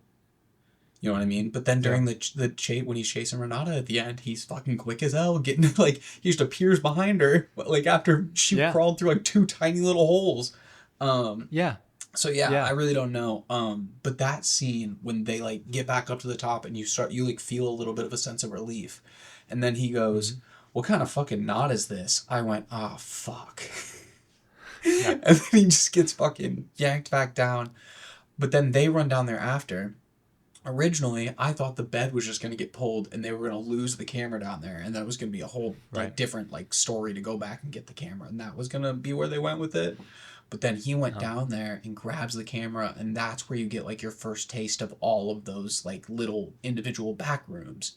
And like the pool room that he falls into that little pool because it's like a fucking 3-foot drop down into it and then like has to climb back out of it. Like that part's great. And like the liminal space of like those pool rooms makes you feel disgusting. Like it makes me feel so uncomfortable. Gross. Yes. Those were awesome. I think when he first goes into the dark room that is like only lit up by a Christmas tree is one of the scariest moments in the whole thing. Because like you're just walking around and then you hear like the hello and I was like, oh god, there was one vocal person in the whole theater and it was the girl sitting next to me. She got scared shitless during that fucking the found footage scene. She was on her phone for the rest of the horrifying movie. Oh, what I was so bad. I was like, honestly, dude, you should have just left. Like but I just think like not explaining some of that stuff, I think it works well for this. Works so much better. I agree. Like it's these like distant memories. It's these versions of these versions, these like dreams or even like nightmares of your earlier, not even like trauma. Cause like so much of these movies you can like trace like characters' motivations back to trauma. It's really just like self-actualization, just like looking at yourself and who you actually are and what you've become. Yeah. Yeah. And how you change over time. I think it does speak on trauma a little bit because I think that you can look at the interior characters as things that are formed from some sort of traumatic event almost, and how like how they morph over time can be like how trauma changes over time and how you deal with it differently as you like learn more and yes, I think you're exactly right. Like how you deal with it. Yeah. It's not necessarily that exact like traumatic event. Yeah. But how you deal with it and what's created from that. And that's why I liked it because he focused on that a little bit more. Same. I'm so glad that you liked it. I really thought we were going to be doing this and I was going to have to defend the movie. And I'm like, it's hard to defend it as somebody who's like, I'm not super high on it. Like, I thought it was like good, borderline great. I told you I was like, I gave it a 76, which is like just under my line for 4. Yeah. For a 4-star. So I would be 4 to 4.5. So this would be like top 3 or 4 for the year for you then. Yeah. It's this, Obsession, Mother Mary. Is Project Hail Mary like just after that, or is that down a little farther? Yeah, it's down a little further. Okay, I thought you were around a 4-star on that too, so I didn't know for sure. Yeah, but like that's more like probably 7.7. 7.7. Yeah. That's what I would say. But I really enjoyed it. I think Kane, I talked about The Shining. I think he understands some of these things. And I think like not to say he's going to be Kubrick, but he understands it. I felt a little Kubrick-y at times, I'm super excited to see what he does next. See what, I'm super excited. Like you show me Kane Parsons is making something, I'm going to be there for like opening weekend. And then that's just been solidified with this. So. And exactly. You're totally right. Exactly. And I think maybe that's why I'm like so pumped about this movie is because of all these like big ideas that this big swing he took on a humongous A24 movie to do this, it blows my mind that he did this. And that they let him. It's gonna make a ton of money too, because I think it was like I don't know. I think it's gonna make a lot of money this weekend. This weekend, but I think it's going to be a steep drop off. I think it had an $8 million budget, if I'm remembering correctly. I think it was around 8. It was like 8 to 10 was the range. No, I think it was a lot more than that. I don't think so. I think it was a lot more than that, dude. No, approximately 10 million is what I'm seeing. All right, I'm a fucking idiot. But so I think it's gonna make that back this weekend, probably, right? Oh yeah, no, it's gonna make. So it'll be 30. a profit this weekend, and I just sure. I'm very excited that this and Obsession are both good to me, and are both have solidified them as good directors to me. Good enough that I will I'm thinking of them as good directors, so I will go see the next thing. If the next thing's bad, we'll readdress. But right now, I'm excited about this next wave of directors. I'm very, very excited. Very excited. Yeah, Curry I think is going to gain a little bit more favorability. Yeah, I think he's been doing a ton more interviews too. Curry's been everywhere. He's got a lot going on. Yeah, and it makes me a little not nervous, but just a little bit nervous just for him that he's overexposing himself. He's doing That's Saw definitely too. A thing in the not Saw, Texas Chainsaw. Yep. Very close. Yeah, not the same. Sorry, I thought Saw, and I was like, no, that's not exactly right. But yeah, I think wrapping up, I'm pumped on this movie. It's not gonna work for everybody. Mm-mm. It's not. It halfway worked with you. You liked a lot of pieces about it. I would say it worked with me. I'm just I'm not all the way to the great that you're in. Yeah, I think there's a lot of things wrong with this movie, but I just think some of the things he did were top tier.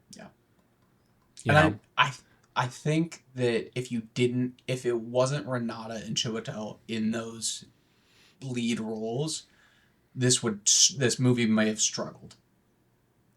If you don't have as known of actors there, I think it's I don't know if it does as or if it says what it wants to say as well, if that makes sense. That's a very good point. Yeah, but you need the pedigree of these two. Yeah. And I think they both help it really. Chiwetel's monologue at that dinner table is fucking awesome. Yeah. It is so good. Crazy.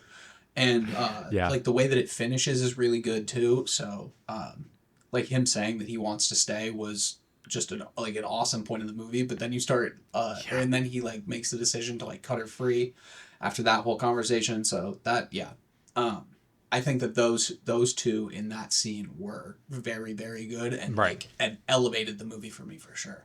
Without those two, I would have probably been significantly lower, because I still could have seen what it was trying to say, but I don't know if it would have been executed as well without them. Yeah, I agree. I think this one's going to be talked about for a while. I'm excited to hear what people say. I'm excited for the different type of horror movie that I haven't seen a ton like this, at least recently. Yeah. So we'll see. But okay, let's get back to the episode. Thanks everybody. Alright. Now, because Backrooms, A24, one of the biggest now indie studios, they're getting bigger and bigger. They're starting to make bigger and bigger movies. This was a huge production, high budget. We all love A24 films. Let's draft some. So we're going to do best A24. We're going to do most underrated to give some pointers towards movies that need more love. And then we're going to go overrated. Yeah, dude, which I'm a little bit overrated anxious. Was kind of I'm a little anxious about. Overrated was I'm anxious about because I have some thoughts, but dude, TikTok comments won't hurt me, but these might hurt me. They might be bad this week. Okay, which one do you want to do first, Mogi?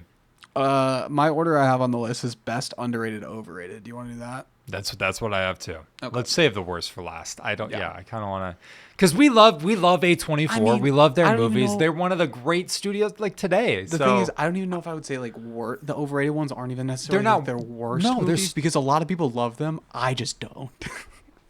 no, yeah. Dude. A24 hits way like so much more often than pretty much every other studio production company. So. This isn't hating on them. These are just movies that I think get too much love. I have 20 in my best. best list, so I got a lot too. and I'm probably missing some if we're being real. Do you want to, or do you spin the wheel there, brother? Wheel of names. And then, Caden, could you actually do me a favor? What? No. Could you can you record your laptop screen? Uh, Do you know how to do that? Do you want me to do it? Sure. Yeah, Mo, you can do it. Yeah, and then Caden, you I can don't know if I can put it on or here. no, okay. We can figure that out later. But Mogi, go ahead and record your screen and then we can put the list Okay. on there. Give me 1 second. Let me move you guys. Caden, what's together. your favorite A24 movie? Past Lives. Oh yeah. It's my number a good film. 2. If you I can't believe how much you like disliked that movie, and now it's like one of your favorite movies of all time. you know what was one of the that is kinda scariest crazy. movies by A24 is Talk to Me. It's so scary. It's freaky. That's It's on so, one of my lists. so freaky. A24 has some of the best freaky, movies. great movie. Yeah, Great movie. But of course, me my 1 second. favorite A24 movie is gonna be Past Lives. Past Lives. Moonlight I like a lot. I wrote a paper on that actually for one of my film and theory. You wrote a paper on Moonlight? Yeah, film and theory. That's cool. Nice. I've watched a lot of The Whale's good. Mid-90s by Jonah Hill. I love a lot. The Iron Claw. Great movie. You can definitely tell. I think one of the best romance, other than Past Lives, is Eternity. Oh, you liked that. You liked that from last year. I love it. I love when Okay. when he comes up to Miles Turner. It's like he like knows that she did her hair differently, and he's like ready to give her up and let her be free and be like, you never did that with me. It looks good on you. He's not trying to be controlling. I think most people, when you first see that scene, you think he's controlling, but then it's like no, he's like happy for her. He's like, just go be with him. You had all this time with me. Now go spend the eternity with him. Eternity. I'm glad we get to talk about it because I don't think that's going to come up in our list. But it's a movie that when it works really, really well. Mm-hmm. I thought there are some moments I'm like, this is not working. But But overall, I like the movie. I will Yep, I say, agree. I think an overrated horror movie is It Comes at Night. Fuck you. Fuck you. Fuck you. Fuck you. That movie was like... Okay, Trey, I am recording my screen now, so I'm just making these lists. Sick. So just give me a second. Do you want first pick or do you want I get to choose? yeah, Oh, for fuck. best you get to choose. Oh, shit. I did not think I was going to win. I was just ready for... Usually you don't, which is cool for me. Fuck. You know what? No, I'm going to go second. Okay, so you get 2, 3, Yeah, I'm going to go second. I think 6. I think that's the smartest. I am interested to see what you go 1-1 because I don't know if I know. I don't know how you put your lists when you're preparing, but I just list them out. I don't rank them. I don't rank them either. It's just whatever comes into my plums, Into your plums, huh?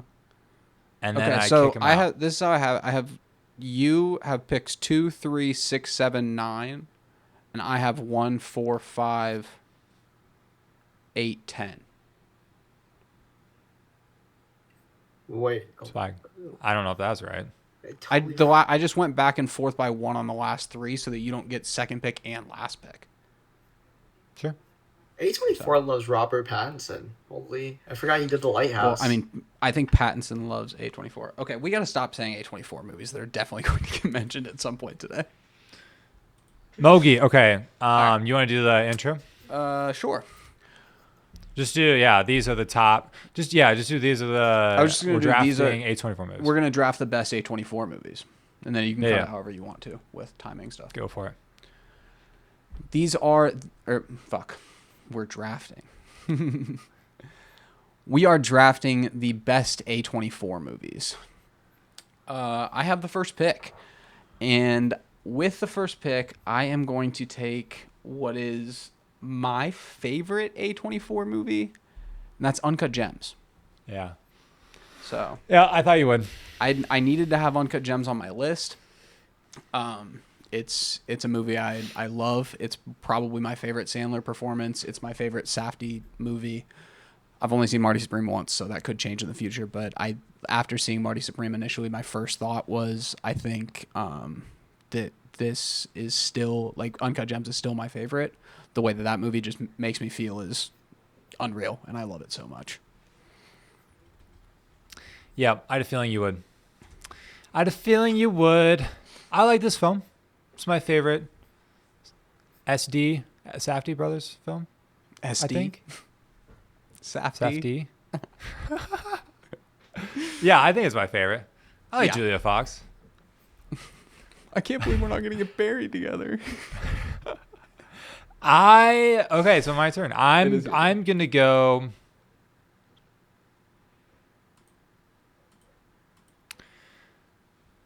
My first pick, I'm gonna go with Waves, directed by Trey Schultz. That's where I expected you to go, I think.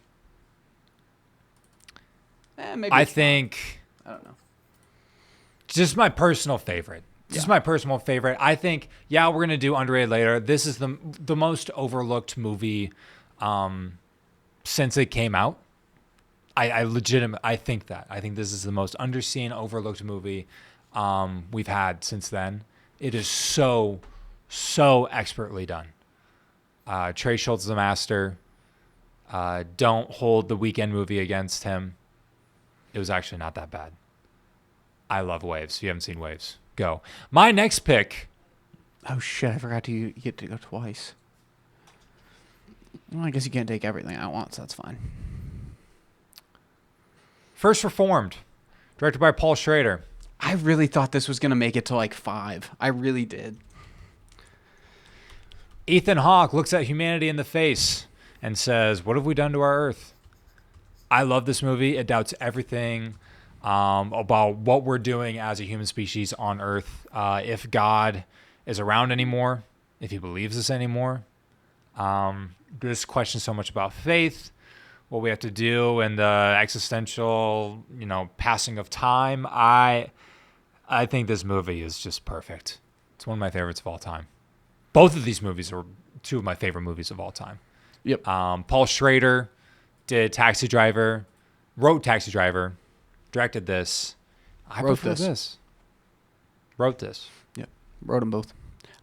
Dark, fucked up movie. It is. Amanda Seyfried, so good. Ethan Hawke, unreal. Such a entertainer, so good. Will God forgive us? Yeah. Trey told me to watch this movie earlier this year. I bought it on Blu-ray and finally was able to check it out, and it's incredible. I have it at 4.5 out of 5 on Letterboxd right now, and it made me like ask questions that I hadn't asked since like my wife and I found out we were pregnant, and this movie kind of fucks you up. So just be ready for that. It fucks you up. It really fucks you up. But because it's so well done. Okay, what do you have? It is. This it is is where extremely well done. This is where things get a little bit interesting. I mean, well, this pick specifically isn't. I'm going to take Moonlight. fuck. So I thought you were going to take Waves and Moonlight. I thought you were going to let First Reformed slip, thinking that I would leave it for you, and I wasn't going to leave it for you. So, I'm going to take Moonlight because it's probably the best A24 movie ever made. just an incredible story, incredible performances across the board. The fact that they were able to tell such a cohesive story from like multiple different time points of the lives with different actors is like incredible to me. My wife still hasn't seen this movie, and I can't wait until we watch it. I know, isn't that insane? She's just like I always get the like I'm not in the mood when I suggest Moonlight, and yeah, it's one that we need to watch. How do you feel about that pick? That sucks. I really thought I was gonna get that. Yeah, it's okay. The good thing is there's other great movies. There are. No, there aren't any other Best Picture winners, but there's more good movies. Okay. I mean, yeah, great pick. That's the right pick. Fuck me.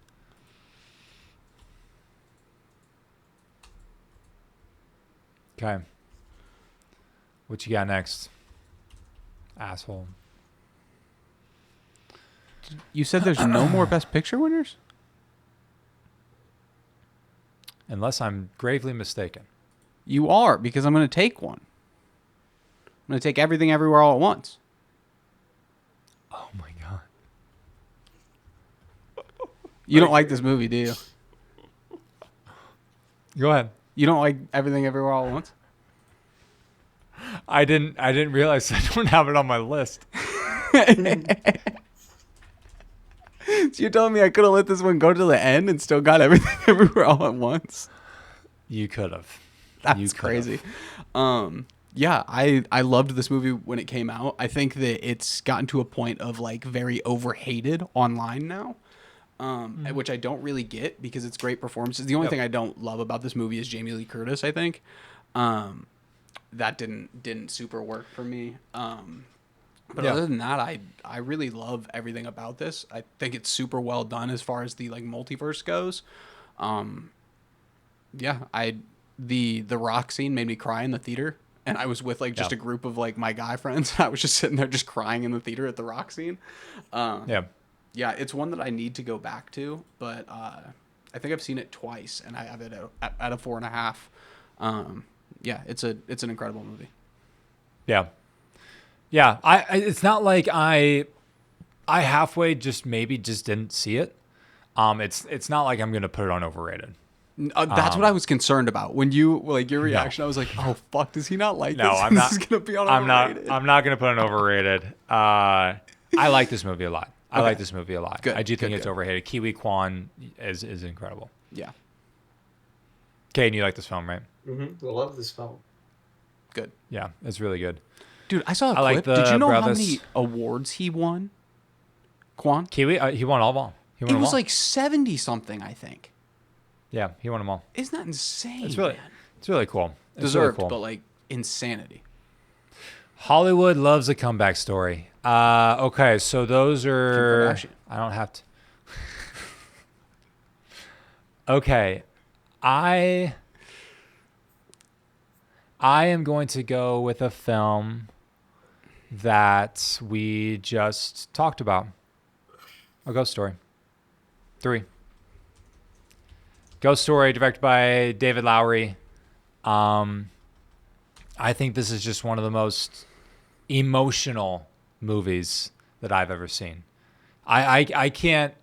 When this movie really hit me, when I first watched it all the way through, I don't know if I've ever had an experience like that, just being just destroyed, like literally destroyed. Unreal. It was actually around when I really first watched this movie, when I was about to leave the house. Oh, leave your parents' house? Wait. You didn't see A Ghost Story until like 2020? I don't think so. Holy shit. I thought that you saw this like 2017-ish. No. I thought you saw this while we were still in college. I don't think so. Crazy. No. That's when I remember really getting destroyed by this movie, is about to leave a place and just, oh, fuck. Yeah, if you haven't seen A Ghost Story, this is a slow, artsy movie, but it's one of the most existential experiences I've ever had watching a film. My next pick...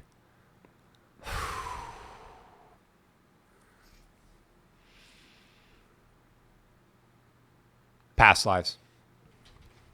Celine Song. I had a feeling I think this is one of the all-time romance movies ever. I've only seen it once, so I can't talk too much about it. I literally only saw it like the year it came out, and I don't remember it super well. So when Caden said that it was his favorite, like on his favorite list, I re-added it to my watch list, because I feel like it's one I should go back to and revisit. Mm-hmm. Just talk about sticking the landing. So much about movies to me is like, how do you land the ship? And this is one of the best endings I can remember. And it doesn't even like when you have an ending that isn't like super bombastic, it's very simple and refined and small decisions that mean an entire world. And that's what this movie does. And it works so well. That's why I think it's truly incredible. So now it's you, right? You have... I've got 8, you got 9, I've got 10. Okay.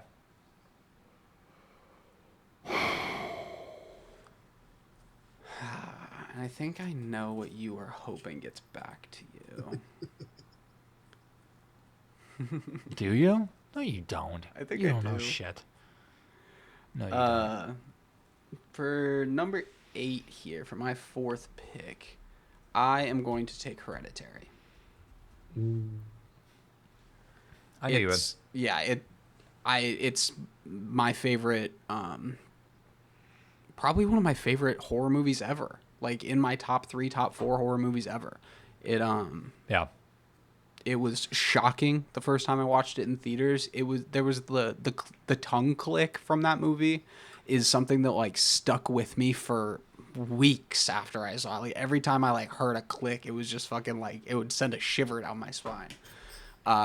Hereditary, it just sticks with you. We've talked about it now. I feel like 3 episodes in a row. Hereditary. Yep. So I don't need to talk about it too much, but yeah, it needed to be here. It's a great pick. Yeah, it's a great pick. 9? My last pick. Again, I'm an emotional guy. I like emotional endings, and little has destroyed me, or something I've gone back to so many times than After Sun. Paul Mescal, Charlotte Wells. I haven't seen it. You haven't seen this? No.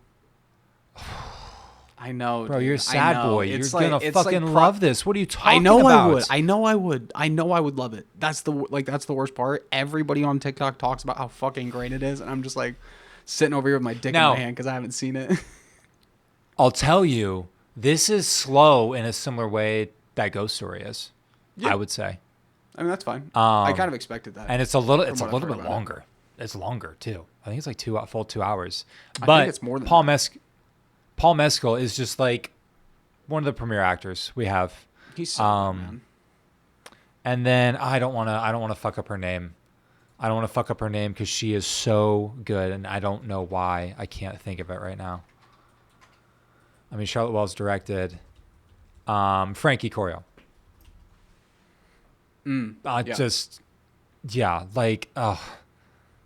Just so good. This movie, I'll never listen to Under Pressure the same ever again. Another one of like the best endings, I think. Beautiful. Yeah. I could have gone with a lot of different movies here, but After Sun is just one that crushed me, and I love movies that crush me because I have problems. You do have problems. I'm in What's your last one? I'm in a spot here for this last pick where I could go with so many. Oh yeah, there's so many great ones. A24 is just so stacked. I'm just looking at my list. I'm like, there's so many here. Like I already took Uncut Gems, so I'm not gonna take Marty Supreme. But like, I love that movie. I'm gonna take The Green Knight. I'm gonna take my favorite David Lowery. I'm gonna take The Green Knight. This is another one that I saw in theaters, and I had never seen a David Lowery movie. I didn't know what to expect going into a David Lowery movie, and I didn't expect what I got, but I fucking loved it. I yeah, it was just kind of like, it was nowhere near what I was just kind of like expecting a cool, like middle-aged, like kind of almost war story, and it just wasn't that at all. But I got a fucking incredible performance from Dev Patel, and a movie that I still think about every once in a while, like to this day, and I haven't watched it in years. So you love this movie too, don't you, Trey? I fucking love this movie, dude. Yeah, that's what I thought. I'm sad because I don't get it on the other list. That's what I'm mad. You could take it on the other list. No, I can't. Well, we need to promote more movies. This movie's so good. You were going to put it on the underrated list? Yeah. Yeah. It is underrated. It's a good one. It is underrated. It was one of the... There's a sure couple that I underrated. have on both lists, so... Yeah, I think there's a little bit of overlap here, but I think Green Knight's underrated. For sure. Yeah, it's just, it's just like, it's that total realization of what if you do get everything that you want? Yeah. Is that really everything you want? What did you have to do to get there? And Dev is like one of our superstars. Man, he is unreal. Yeah, I wish he was in more stuff. Yeah, he's great. He is great. He's great. Caden, we already got your list. Yeah, Caden ran through. Did we fuck that? Did we fuck that up? Have you seen After Sun, Caden? I have not. You've seen Moonlight. You've seen Ghost Story. You haven't seen First Reformed. You've seen Uncut. Have you seen Green Knight? Yeah, I saw it in theater. Yeah. Good. I would like to say that all my friends hated that movie. That doesn't surprise me literally at all. No, I think no. half the people I went with hated the movie. KL legitimately brings that movie up all the time. Like, why did we ever take that recommendation from your brother? Brother, I'm used to that. That is true. I'm used to that. I think I got 5 DMs today saying I freed up my entire Friday night to watch this movie that you recommended, and it fucking sucked. You ruined my weekend. So I will say that people I'm used to it, brother. I think people are missing the story of the Green Knight.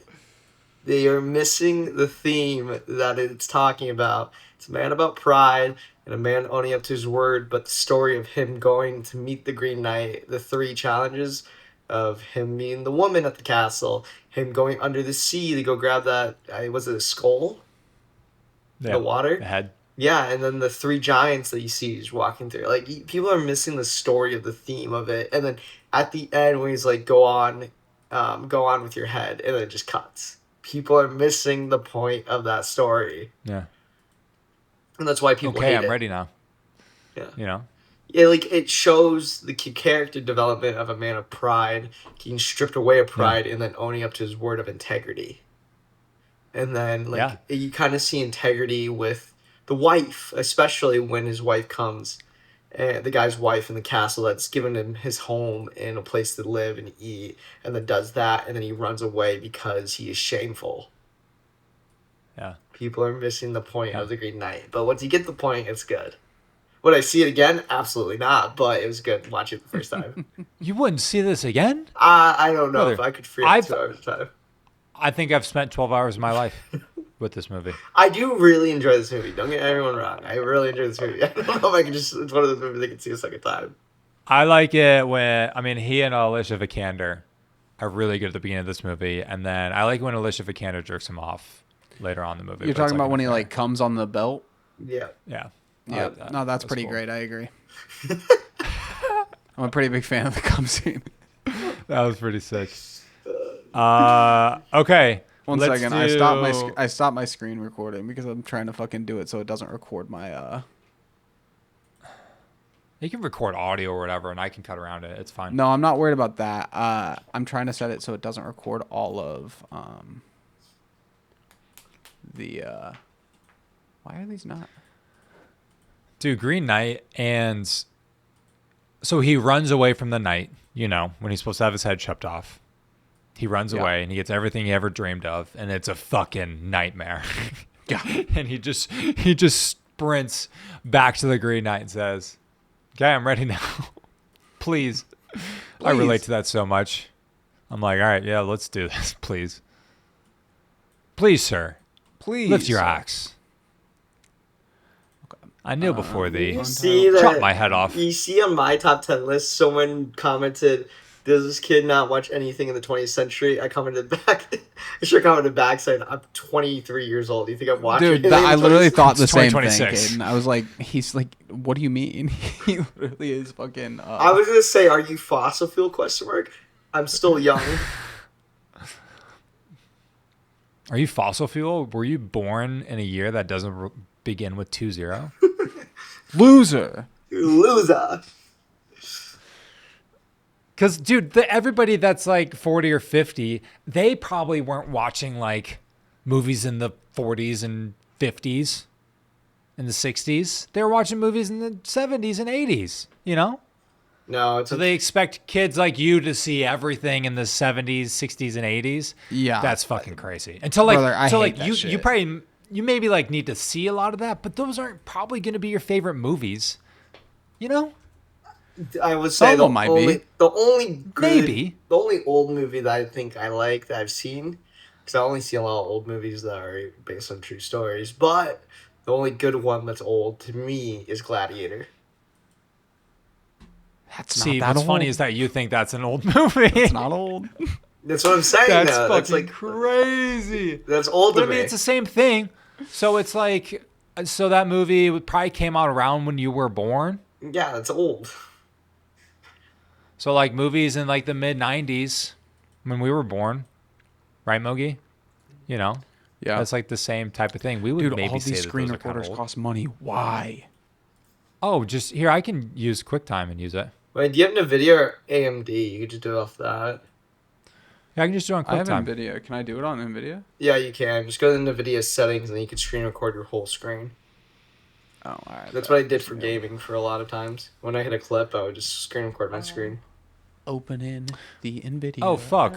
I can talk about this real quick. Yeah, do it. I got, first I played Mixtape. Mixtape is a new game that a lot of people are saying is the best game of this year by far. Friends over at Co-op Gaming said that one of them said that this is like one of their top 3 games ever of all time. They've played everything. I finished it. Does it deserve the hype? Kind of. I thought it was really great. It's a really great coming of age nostalgia piece. Know what you're signing up for. This is not a gameplay game at all. This is very much react to the environment around you and watching a lot of cutscenes. But it's really, really well done. The music is like absolutely incredible. I'm not a guy that likes 80s music, but this game kind of made me like some new 80s music. Really, really fun game. If you have 3 or 4 hours you want to fill with something with a really good story, this is definitely a good option for you. I would give it like a 8 out of 10, 9 out of 10. And then Damn, I also... you're that high on it? I didn't realize that. I really liked it, dude. I really Nice. liked it. It's one of my favorite story games I've ever played, for sure. sick. Lauren loved it. She loved it. Yeah. It's a really cool. The animation's really cool. Small indie game. It's like $15. I also am starting 007 First Light. I just started last night. This is a humongous game. I've had this game circled for forever. They've been talking about this game for like 7 years. Literally, I remember when they first talked about it. I played the old games like religiously. I love those 007 games, Crossfire. And so I had to get this. An hour in, not loving it so far. I'm nervous. still stunned by this. Like, I'm still really shocked Dude, that you aren't liking it. I think the most of it is that like James Bond doesn't feel like James Bond. He's a punky kid. Yeah. And See, I'm wondering if that changes like a little bit into the movie. It might change. It might change. But so far as like into this like tutorialized basic beginnings, which you kind of have to have because there's going to be a lot of dynamics with controls and stuff in games like this. I found the opening mission pretty generic. And then the opening collaboration and interactions with like other trainees in the 00 program was very cheesy. So I'm a little bit nervous just because I'm used to like, I just played Ghost of Tsushima. And that was like an incredible opening. Brother. It's like, holy fuck, this is an epic of all epics. Brother. So maybe I need to like back off a little bit. But I want this to be so good. Yeah. No, I mean, I've heard great things. We both have. So I hope it's good. I know. That's why I'm nervous. I don't want to be a fucking cunt. I think it sucks when everybody else likes it. I just started Lego Batman. Oh. So, yeah. I had a feeling Caden would be pumped about that. I'll tell you as I play through it, Caden.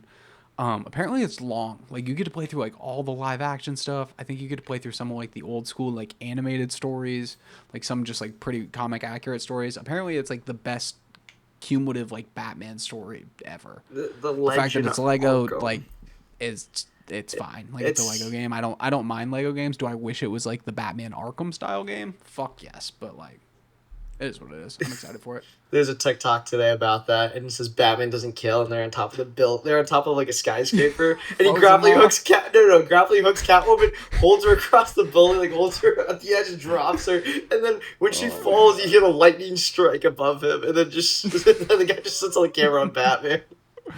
Batman, dude, it's oh my god, it's so funny. It's a good game. Of the game, the prologue, you like start as Bruce as a kid. And you're like walking around like looking for like a costume or something like that, and he's sitting there like he's like, oh, my life's so great, like I hope nothing ever changes. And I'm like, why did they put this in here? Like, we didn't need this voice line. Yeah, you got to play through that game and let us know what you think, and then I'll play through 00 and let everybody knows if it's good or not. It might take a bit, but okay, you got that thing ready? Yeah, I do, but Cooper just threw his pacifier, so give me 1 second, please. Oh, okay. Yeah, give me 1 second. Cut. Wait, what minute? 120? Mm-hmm. So I can mark it. Caden, what's your favorite album of all time? What do you mean, like rap album? Music. Like an album, like a music album. Do you know what that is? Yes. But you guys don't. Your generation doesn't think of albums. You just think of songs, right? Fucking yeah, but like if I'm thinking of an album, I'm thinking "To Pimp a Butterfly" by Kendrick Lamar. That's an incredible what was the question? pick. Jesus Christ, best album ever. What's your favorite album? Astro World, bro. Iceman. It's not either of those. What's my favorite album ever? I don't know Death Race for Love, maybe? From Who's MGK? that? Juice WRLD? Oh. Juice WRLD? Oh, Juice WRLD, I was going to say. Yeah, Mogi's a Juice WRLD guy. I love Juice WRLD. Yeah. Here's my most listened to person on Spotify for my minutes. It was like 32,000. Yeah. Juice? Yeah, Juice. He was up there for me for a long time. Mac Miller. I love good Mac Miller. R.I.P. Yeah, R.I.P. I think Swimming or Circles is so good by him. I like those albums. I like those records. Fucking Blue Slide Park back in the day. Oh, I love that album. I like Igor, Tyler, Creator. You like Tyler, the Creator? I didn't know that. Frank, Blonde. Yeah, that was probably a better answer than mine. Yes, It's Blonde is so good. I think you have to put a Blink-182 album in there, no? Those are fun. Those are really fun. I like those a lot. But I probably Radiohead, either OK Computer or Kid A, or In Rainbows. One of those three. Depends on the day. Yeah, whatever. Is this in the episode? I don't know. Maybe. I made a time to cut. Oh, okay. I try to put good timestamps in there, so if people don't want this shit, they don't have to. That's fair. Okay. Underrated. We're gonna do this. Yeah. You got it. Okay. I'll do the intro. Yep. Do it. These are the most underrated A24 movies. We are drafting. Who goes first? I haven't spun the wheel yet. Spin that wheel, baby. I'm nervous. There's some movies I really want to get here. Oh my god. I get to What? pick. You get to go? Or you pick first or second? I get to pick first or second. So Yep. since we're only doing 3 of each of these, Yeah. person who picks first would get 1. Other person would go 2, 3, 4. And then the other person gets 5, 6? Or how do you want to do it? No, go 1, 2, 3, 4, 1, 5, 2. Because No, I feel you get one. Yeah. So like the person that goes first gets one, right? Yeah. Yep. And And then the I other- get two. Yep. And then you get two and I get one.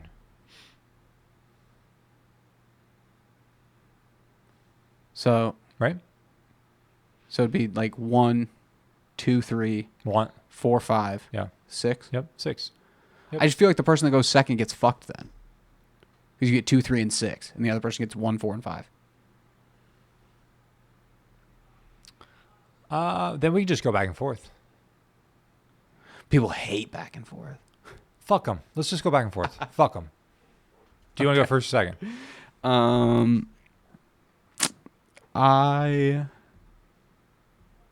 I will go first. Okay, Mogi, you go first. Okay, 1 second. I'm making the list. So I get 1. He's making 3, a list. 5. Checking it twice. You get 2, 4, Gonna find out. 6. I wonder how many of these movies Caden has seen. I feel like he's probably seen this one. I'm gonna take a Denis Villeneuve movie that we both love, and I'm gonna take Enemy. Oh, Was Yeah. this on your list? I had it. Oh, yeah. Yeah. This is Oh, yeah. yeah. This is another one that will kind of fuck with your brain. So Wait, is this Jake Gyllenhaal? yeah, Sure Yeah, is. yeah. Jake Gyllenhaal, and then he like has a twin. The ending scene? Yeah, it's that one. Yep, it is that one. The opening seems pretty fucking crazy too, if we're if we're being honest. But yeah, I think it's a really good Gyllenhaal performance. It's Denis Villeneuve before he got like big and was like doing like the big epics like Dune and shit now. But Denis Villeneuve just knows how to fucking direct a movie, so it looks great. I think the story's interesting, but some people really don't like this movie. So my wife is one of them. This is a weird abstract web of a movie. Yep. And I say web on Nice. purpose. Nice. Like this is like, but it's great. It's legitimately great. If you feel like you want a movie that you want to peel back some layers, this is definitely it. Yep, it is. Okay. Your turn. Yeah. I'm gonna go end of the tour first. Yep, I knew it was going to be on your list here. A lot of people don't know about this movie. I still End of haven't the seen tour. it. So End of the Tour is about, it has Jason Segel, Jesse Eisenberg. It's about David Foster Wallace, who's a very famous American author from Minnesota. He just came out with Infinite Jest, which took over the world back in the day. A huge book that comments a lot on American pop culture. And David Lipsky, played by Jesse Eisenberg from Rolling Stone, gets tasked to go interview him in Minnesota. And you just find out so much about David Foster Wallace as a person. And Jason Segel, I think, is one of the most underrated, like, dramatic actors. This is his best performance by far. He is incredible. This is such an emotional film that plays out this relationship and who this guy was perfectly, I think. And it also captures the Midwest really, really well, which we're Midwest boys. So I also appreciate that about it. Totally undersold. I don't hear people talk about this movie nearly enough. A gem. Yeah. You got it, Mo. What you got next? for mine, I'm gonna take a very underseen movie. It's pretty unique in the premise in that it's a one location movie and it's a one location setting. So you just get I don't know how long this movie is. 85. You basically just get an hour and a half with Tom Hardy in a car, and that's Locke. I think this is another one that people were pretty split on. It worked for me. I think Tom Hardy's ability to act with his face and literally just be in a car for the entire 85-minute runtime, like taking phone calls and having his life kind of just spiral out of control. I think Trey recommended this to me back in the day, I kind of went into it blind, and it's very fun. It's a very quick watch, and not enough people have seen it. So It's really good. It's really fun's good. fun's a bad way, or fun's a bad way to talk about it because it's not fun. But it's fun in that if you like a one setting movie, I think you'll like this. Yeah, if you like Tom Hardy at all. I mean, Yeah. this is just Tom Hardy Hard to not over like and Tom over Hardy. again. He just dominates this movie. He's so good. Yeah, I love this movie. This is a great pick. I had it. on my Unfortunately, list. Stephen Knight has made another movie that was not good. What movie? Serenity in 2019. Ah, yes, not good. Bad movie. Uh, What do you got? Number 2, I'm going to go with... How do you feel about movies? This is a recent movie that got overlooked like at the awards and stuff, but I mean, shouldn't I've got have a been. very Is recent that- one on here. There's a chance that you Okay. are thinking mine. Are we but- talking about the same one? Yeah, I don't know. I think Eddington by Ari Aster is just like totally overlooked. This is not the one Right? I'm talking about. I think it was. I think this was overlooked, but I also don't. It's not my favorite Ari Aster. So like, Well, I'll tell you, this is my favorite. I know Ari it is. Aster. I think, dude, as we get even like further away from this movie, it just continues to come true. Like the whole data center thing. oh yeah, Like that is such a prominent like discussion piece in today, and he wrote and made this movie a while ago. You know, yeah. I mean I understand people not like wanting to connect with it, and the Academy did not want to connect with it whatsoever, which is ridiculous. Because it's like a COVID time piece. And because like it doesn't necessarily pick a side as much as everybody else wants it to, but I feel like it kind of does, and it's just a reflection of what we are today. Here it is, America. You like what you see? This is Ari's best movie. For my last one, I'm going to take another recent movie. It's actually a last year movie, and that's Warfare. I think I just don't think enough people have seen this. I think it shows like a real look and like a very like lived in feeling with all of the soldiers that you spend time with in this movie. Like it feels like, obviously I've never been in war, so I don't know what real war actually feels like, but this made me anxious and made me uncomfortable in the way that I imagined they had to have been feeling when filming it. And the way that it shows this and the realness that it does it with like really worked for me. I think that Alex Garland is great as a director in and of himself, and the fact that he worked with I think it was a Navy SEAL, correct, to write this and to direct this, to make Ray sure- Mendoza, I believe Ray his name Mendoza, is. I think that sounds right. Yep. But yeah, I thought Warfare was great, and more people should watch it. I think it's still on HBO Max, so if it is, definitely watch it. It's another one that's not super long either. I think it's only like an hour and a half. So Really good. It's really good. I mean, it's a difficult watch. it is. Just because I mean, it is like we keep saying like, oh, war is going to be over. It's still not over. Like this is something that we could be looking the barrel down. And it's great. show of force scenes in this are some of my favorite scenes in like any war movie I've watched. Yeah. I think like the flyovers, like without even bombing anything, just flying as close as they can to the ground to like cause damage and blow up all that dust and everything is so fucking cool. Yeah. I loved this movie. Great pick. Even that opening scene of them watching a Call on Me music video. Yeah, dude, and they're all like jamming Going out, wild and then the at that, harsh and then it cut. cuts straight to. Oh, so good. It's great. So good. Captures that time perfectly. Yep. What do you got? Last pick?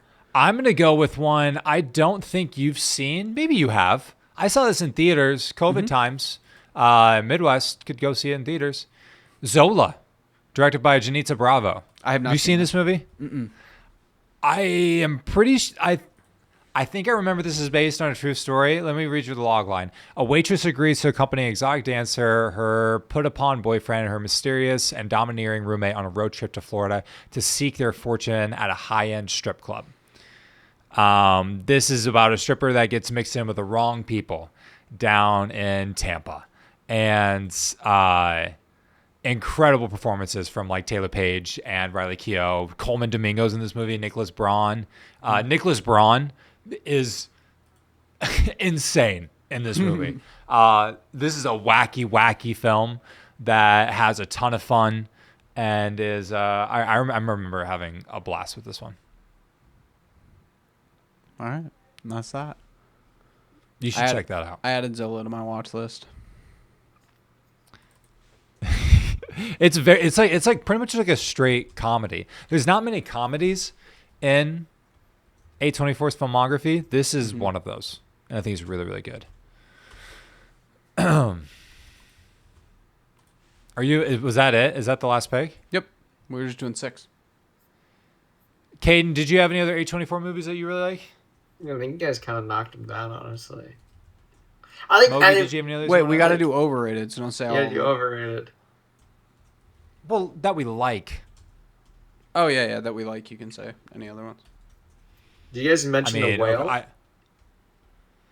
No, Whale is everyone I really like. I haven't seen The Whale. I wouldn't put it up there in the best, but I do think it's well enough known because Brendan Fraser won an Oscar, so I disqualified it. And I don't think people like it that much. Low-key. Really? No, actually, the public does not like that. Not like that The movie. public doesn't like that movie very much. I was a fan. Why does I haven't the seen public it. not I was a like fan. that? What about The Materialist? I enjoyed The Materialist last year. I was fine. It's a big drop down from Past Lives. That's what I've heard. On my honorables, I had Friendship, Ex Machina, Mother Mary, Lady Bird. Oh, Yeah. you're talking for underrateds or just for ones that we liked? Just in general, the other A24 films. Mid-90s? I had mid I like that 90s. movie. I had Ex Machina. I had The Drama. Heretic? I had Talk to Me. I had Heretic. Friendship. Iron Claw. Eternity? And I had Eddington on my good ones as well. I just didn't have it on my underrated list. You had Eternity? I almost went to. I did not No, have Eternity on is there. not quite. That's like a 3.5 star for me. I almost did Friendship instead of Eddington. That's what I thought. I I thought you were gonna go Friendship. Eddington, I've gone back to Eddington. I just think it needs to be talked about more. I think it's really, really great. Were you What like about- really high on Eternity, Caden? I like Eternity loved a it. lot. I loved it. I liked Eternity. I'm a, I liked it. I mean, it was like a 3.5 for me, probably. I'm a sucker for 3.5 for me. romance movies if they're well done. I like romance movies and I like a good story, and I thought this one was solid. It didn't like grab me super. You guys do It Maybe Comes okay, at but I Night? might have just been being harsh. What? It Comes at Night it was on my underrated. Underrated? I didn't do Okay. it though. I don't like barely even remember that movie, so Did you guys see The Fuck you Smashing guys, Machine? Honestly, I didn't see it. I heard it was not very good though. Mm. Okay, let's get to our because we're right. running because we got to do Cadence still too, Oh yeah, I forgot Uh, we have a blind ranking. which that won't take very long. No, Okay, Caden, what's the topic for the blind ranking? it's Trey said horrors. Oh yeah, Horror. I forgot. Yeah, you're right. You You can go okay. first for overrated because I went first for underrated. Okay, I have one that I kind of can regret do. that like almost immediately, but that's okay. Well, I have one that like I feel strongly about, but I'm almost scared to say it. I wonder if But whatever. I have it as too. I wonder if I have it as well. Okay. These are the most underrated. No, Overrated.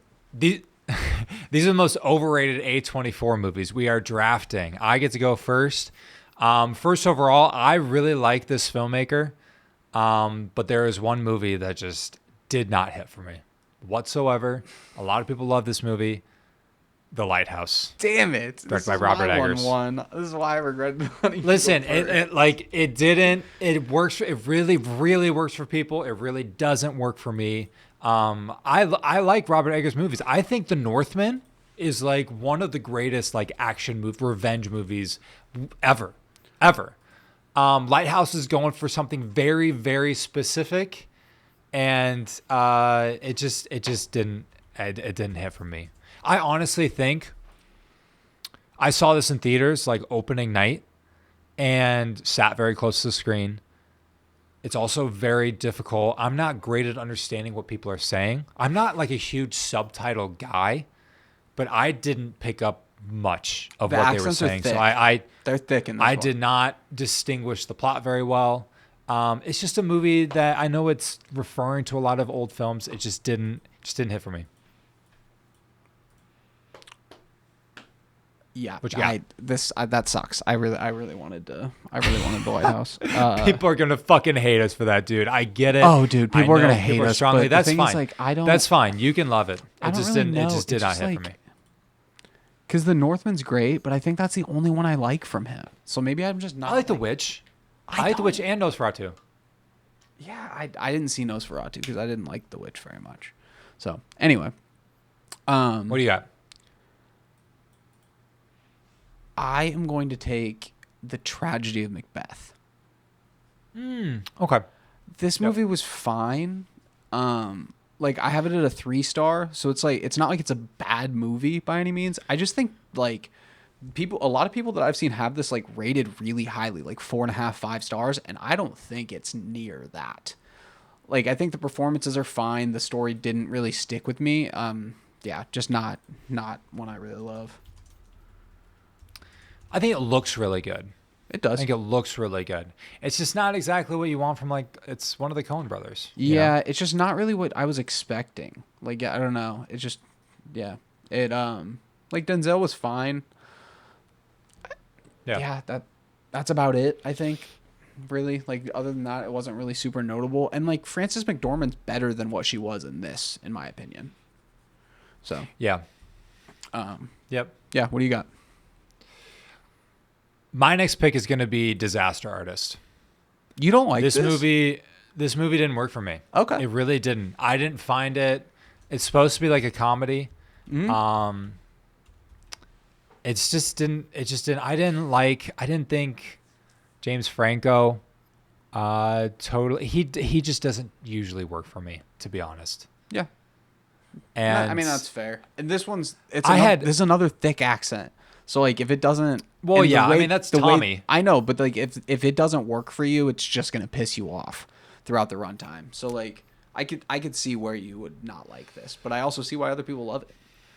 I think maybe you know where it comes from for me is that James Franco, he fucked up. He's an asshole. Yeah. He really is. And this is like supposed to be celebrating and not making fun of a guy that just had a fucking dream and wanted to make a movie. And of course I'm going to be sentimental towards that. But when it's portrayed by a guy that kind of took advantage of that dream, of that Hollywood dream, Yeah. and used it for some pretty bad shit, I'm not going to trust the filmmaker with that one. And Disaster Artist is one that I think a lot of people like that I don't. I didn't realize until like right now that James Franco directed it as well. He did, right? Yeah, he did. I just didn't like you said that and I didn't realize that he did. Okay. I thought he did. Yep, no, you were So right. that I do think I think about that context way too often, where Yeah. it's like No, I didn't. That's a fair point. know. I think you're right to think it. yeah. For my next pick, I'm going to take the original of the original concept for two movies that I absolutely love in Uncut Gems and Marty Supreme, and I'm going to take Good Time. I just think that as people look back on this, I think people think it's better than it actually is. I think it's a good movie, but I don't think it even holds a stick to Uncut Gems or Marty Supreme.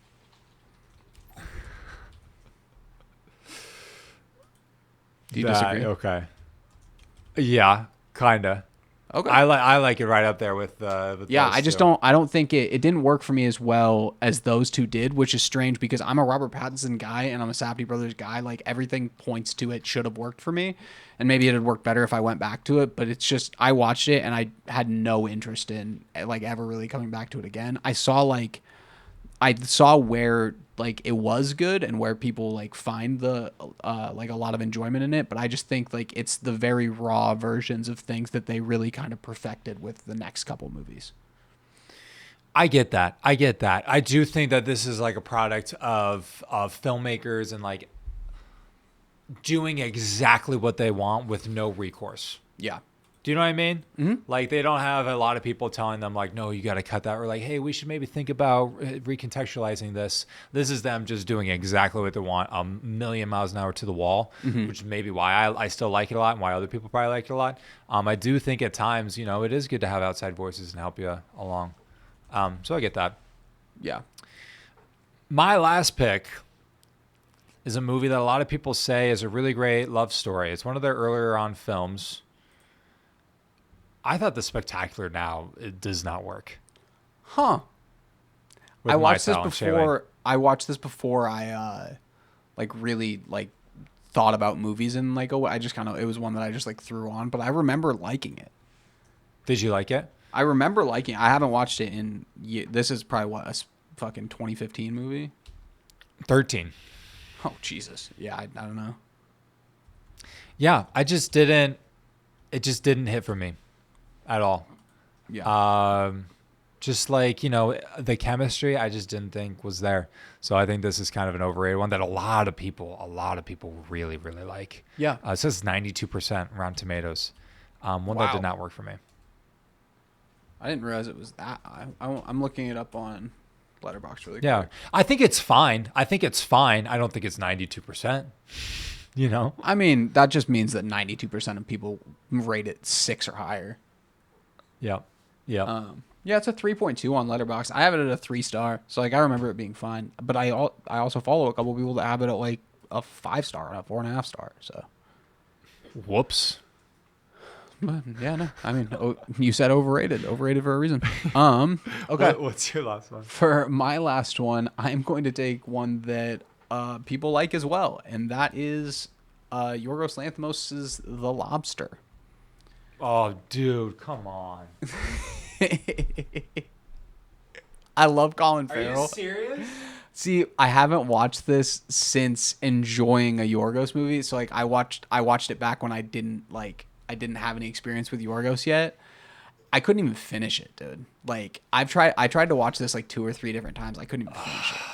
And people are like, dude, The Lobster's fucking incredible. It's one of Yorgos' best. And I'm like, all right. I don't think it's his best. Yeah, but it's good. Would you have been happier if I took Sacred Deer? Yeah. I couldn't get through that one either. That's one I went that with the was one. gonna I went take. with the one that was rated higher on Letterboxd. I like it. Yeah, yeah. Yeah. They don't work for everybody. I think Begonias is the best. Yeah. So like, and maybe I just need to, because I loved Begonia last year. So like maybe I just need to go back and try Yorgos things again. Like now that I have kind of a different look or different like outlook on movies and stuff like that. But yeah, I just it didn't work for me. Didn't work for me so much so that I couldn't fucking finish it. So Couldn't finish it. twice, 2 or 3 different times. Man. That's crazy. Yeah. All right. Those are the overrated ones. Yep. Oh fuck! I need to screen record for the next thing too, don't I? Yeah, it's all right. No, that's fine. I just stopped my screen recording, so I'll just send you a couple. Okay. Caden. You got a ranking for us, right? You have some horror movies? I do. Okay, I'll do the opening real quick. I'm gonna have to turn on the light. My face is so dark now. This I'm not Literally can't see you. Okay, let me do the... We need to get him one of those just like clip-on ring lights that he can just clip on his computer. Well, when I get there, we're going to set him straight a little bit with some of this stuff. Okay. As long as This is a you blind don't ranking. take away his vape. I know. As long as we don't take his vape, we're going to be fine. Actually, Zen guys, if you want that. It's my favorite thing ever when it just cuts to Caden randomly Literally full screen on the zoomed in. edits. It's just him vaping. Oh, man. This is a blind ranking of 10 horror movies. Caden, what do you have? All right, you guys ready? Yes. Number- So, yeah. Your first one is The Babadook. Trey, I haven't seen this movie since 2015. So where do you? Well, want what did you think of it? I remember it being like scary, but I don't remember almost any details about it. Well, we can't put it high then. We can't put Trey, it high. yes, we've both seen it. I'm just going to let you decide more where it's going to be because I haven't seen it recently. Well, I don't like putting it high if you don't. Let's go 8. Let's go 8. But that's not where you believe. Where if you could put it anywhere, where would you put it?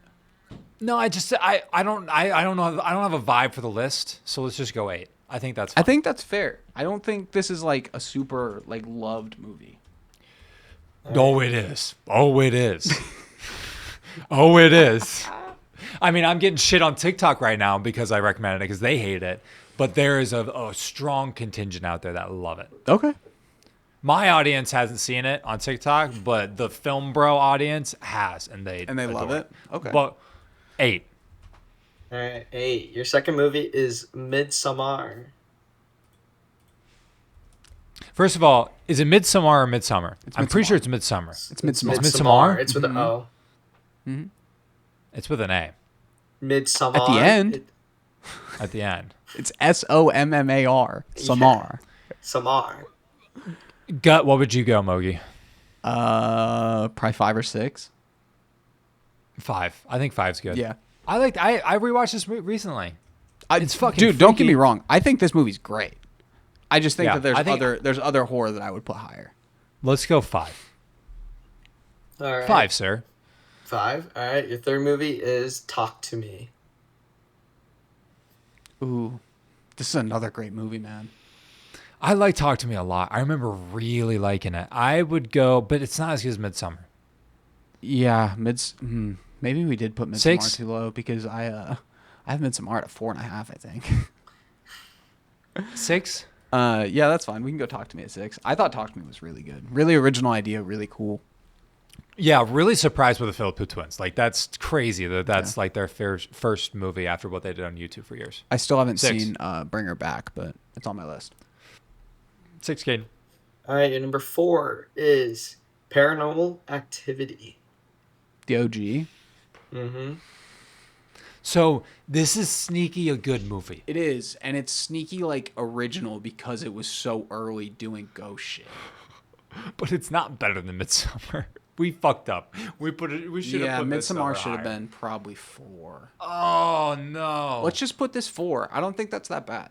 No, we can't. We can't do that. We can't do that. But we can't put it 7. You want to leave Yeah, we 9, can. 10, Yeah, we can. and 1 through 4 open? Yeah. All right. Dude, with all your might, you can't put this above Midsummer. I don't think you can either, but we fucked up putting Midsommar 5. So, like, you have to just make sacrifices. There's not going to be 4 movies better than Midsommar left. Okay, 4. Number 4. You put them as 4. Your 5th movie is Sinister. I think that goes in one of the top 3 spots. That's my favorite horror movie ever. No, dude. Oh no, I would say 7 or 9. It's been rated it's been rated the scariest movie ever, like since they came out with that rating. I would say 7 or 9. I'd rather put Paranormal Activity at 7 and put this at 4. Will you put it at 7? No, put it at 3. Nope. It's fine. 7? Yeah, it's at 7. Sinister at 7. Jesus fucking Christ, dude. Your There's number... This is so fucking stupid. Trey he's just a rage baiter, dude. He's just looking for clicks. I know. I think that is aligning with what people want. I disagree. I'm a man I of the think people. Sinister literally should have been 2 or 3. But continue. I'm a man of the people. Your number 6 is The Conjuring. Okay, so I think Conjuring is okay at 3. I'm debating putting it at 2. What do you think's left? Like, is he gonna give us Hereditary? So he has 9, 10, and we have 1, 2, 3 right now. We have 1, 2, 3, 9, 10 available. Yeah. We fucking suck at this. We're so bad at at it. 3. Right? Yeah. Or Yeah, do we go that's 9? No, I would no. be okay with 9. No, I would be okay I think with 9. No. I think it's my favorite of the Conjuring movies. I think. Okay. So I think 3. 3 is fine. Yeah. Give us something bad, please. I think the we- Conjuring Jaden one's 3. good. This list no, sucks. I do too. I do this too. list I do sucks, too. but like I think the Conjuring one's good. I think we're okay. 3. We're in number 7. Your number 7 is The Shining. Okay, so let's do 2 or 1. Probably 2, right? Or do we? I feel like, is he going to bring Hereditary later? Or That's is what he I'm gonna hoping bring, for like, at 1. Exorcist or something. Yeah. Okay. That's kind of So- what I was hoping for. I think The Shining. But I at would 2 also is be okay. cool. I would be okay with Shining at 1. Okay, I mean we can put it at 1. That's fine. I'm cool with that. Yeah. I mean, it's The Shining. It's is The Shining. Unreal. Yeah, it's The Shining. It's unreal. Shining #1. I feel great about that. Yeah, no, I mean it's The Shining. It's Shining's it's fair #1. to put there. And people can't say that we only like new shit if we put it at 1. Shining is genuinely terrifying. It is. Terrifying. It is. Yes. Okay. I'm at number 8, right? Correct for movies. We have 3 left. Whatever's we have 8, after You have Shining. 3 left to give us. Yep. Okay. Your number 8 is Get Out. 2. So that goes at 2, and then we have 9 and 10 left. We're so fucking stupid. Get Out 2. It's got to be 2. It's No, so it could the have been thing number is, 1. You know what's as well. crazy? We actually put Midsommar at the right place, and I think I fucked us with Paranormal Activity. Maybe. But I don't know. Whatever. I don't know. We're gonna find out. 2. Get Out. Your number 9 is Smile. I think that's Oh, good at yeah. 9, right? No, 10. Oh, I think Smile's good, but we can put it at 10. 10. That's fine. 10. Smile's 10. Okay, what's 9 then? That's 9. Don't say Hereditary. Just don't say Hereditary. Your number 9 and your last and final pick is Hereditary. I knew he was gonna give it to us, dude.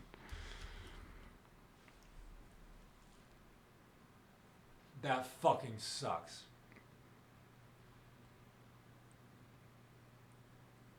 Hereditary's below the fucking Babadook.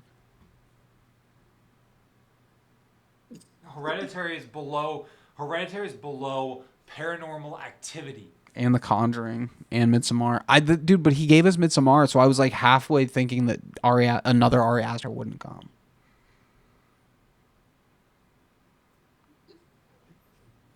I'm so disappointed by this. All right, guys. I almost don't want to post that clip. We have to. I know. We're not going to post it. I know. I just don't want to. You should do this. You should do the screen of you both pushing the bike away for your top 10, and then show your guys' top 10. You guys suck at this. I need to give you guys a new game. That was so bad. That was so bad. We have to keep doing these until we get better at them. I think we almost have to fill in the edges a little bit quicker than just We fill in do. the middle. We do. You guys, yeah, you guys. Could you imagine horror movie? Well, so like, if we're being real, so The Shining stays at 1, and then it goes Hereditary, Get Out for the top 3, Yeah. and you should move everything then back 1, in my opinion. You move everything. And you then guys have what? now, move it back. Midsommar goes to 4. Yeah. Currently, here I'll read the list for everyone. The Shining at 1, Get Out at 2, The Conjuring at 3, Paranormal Activity at 4, Midsommar at 5, Talk to Me at 6, Sinister at 7, Babadook at 8, Hereditary at 9, Smile at 10. I almost wish we would have put Smile at 9 just for the graphic. Just to have Hereditary at 10. Yeah, so Smile's probably in the right spot. Babadook probably moves Yeah. down to 9. Probably. See, I knew, yeah. I think if I was Eight's making okay this for list, Babadook. if I was making this list, Sinister would have been at 4. And then Midsommar. And then probably The You would have Conjuring. Sinister above Midsummer? That's crazy. Dude, I dog. think that movie is fucking scary as hell. All right, maybe I need to watch it again. It's been a Yeah. while. I mean, you can wait. We'll watch it. We'll do fucking Halloween movies in October. So. You guys. Oh, yeah, it's true. You guys should. There's a new. We can play a different game as well. What do you want to play? I give you a list of Can't 10. play it now. We've been going I for can't 2 play it hours. now, but I give you a No. list of 10 movies, and it's odd man out. So you have to look at this group of listing of movies, and then figure out between you two what the odd man out and what the theme is. So like we see we could do 6 that. movies and like we have to pick which one doesn't fit, kind of a thing. Yeah. So here's like the movies right there. Those are your 10 movies, and then you have to tell me who the odd man out is, what movie's the odd man out, and what the theme is I'm picking. So like, what would you say the odd man out is there? Just smile. The Ring, It is The Ring. Do you know why The Ring? because it's the only woman that's the villain. No, it's the only one that's not a slasher movie. Sure, Kind of. that works. Fuck, I got it dude. right, We though. fucked that up. I mean, the rest are You did the get other that ones right. are all men, aren't they? Yeah. It is right. You fucking right out there. There's another one. All right, everybody. Thanks so much for hanging out. Subscribe. Follow us on TikTok, Instagram. We'll see you next week. You guys we're gonna get so many unfollowers after you guys put Hereditary at 9. Actually, I don't know. It's impossible to tell what people like. I really don't know. The thing is that this list is not good.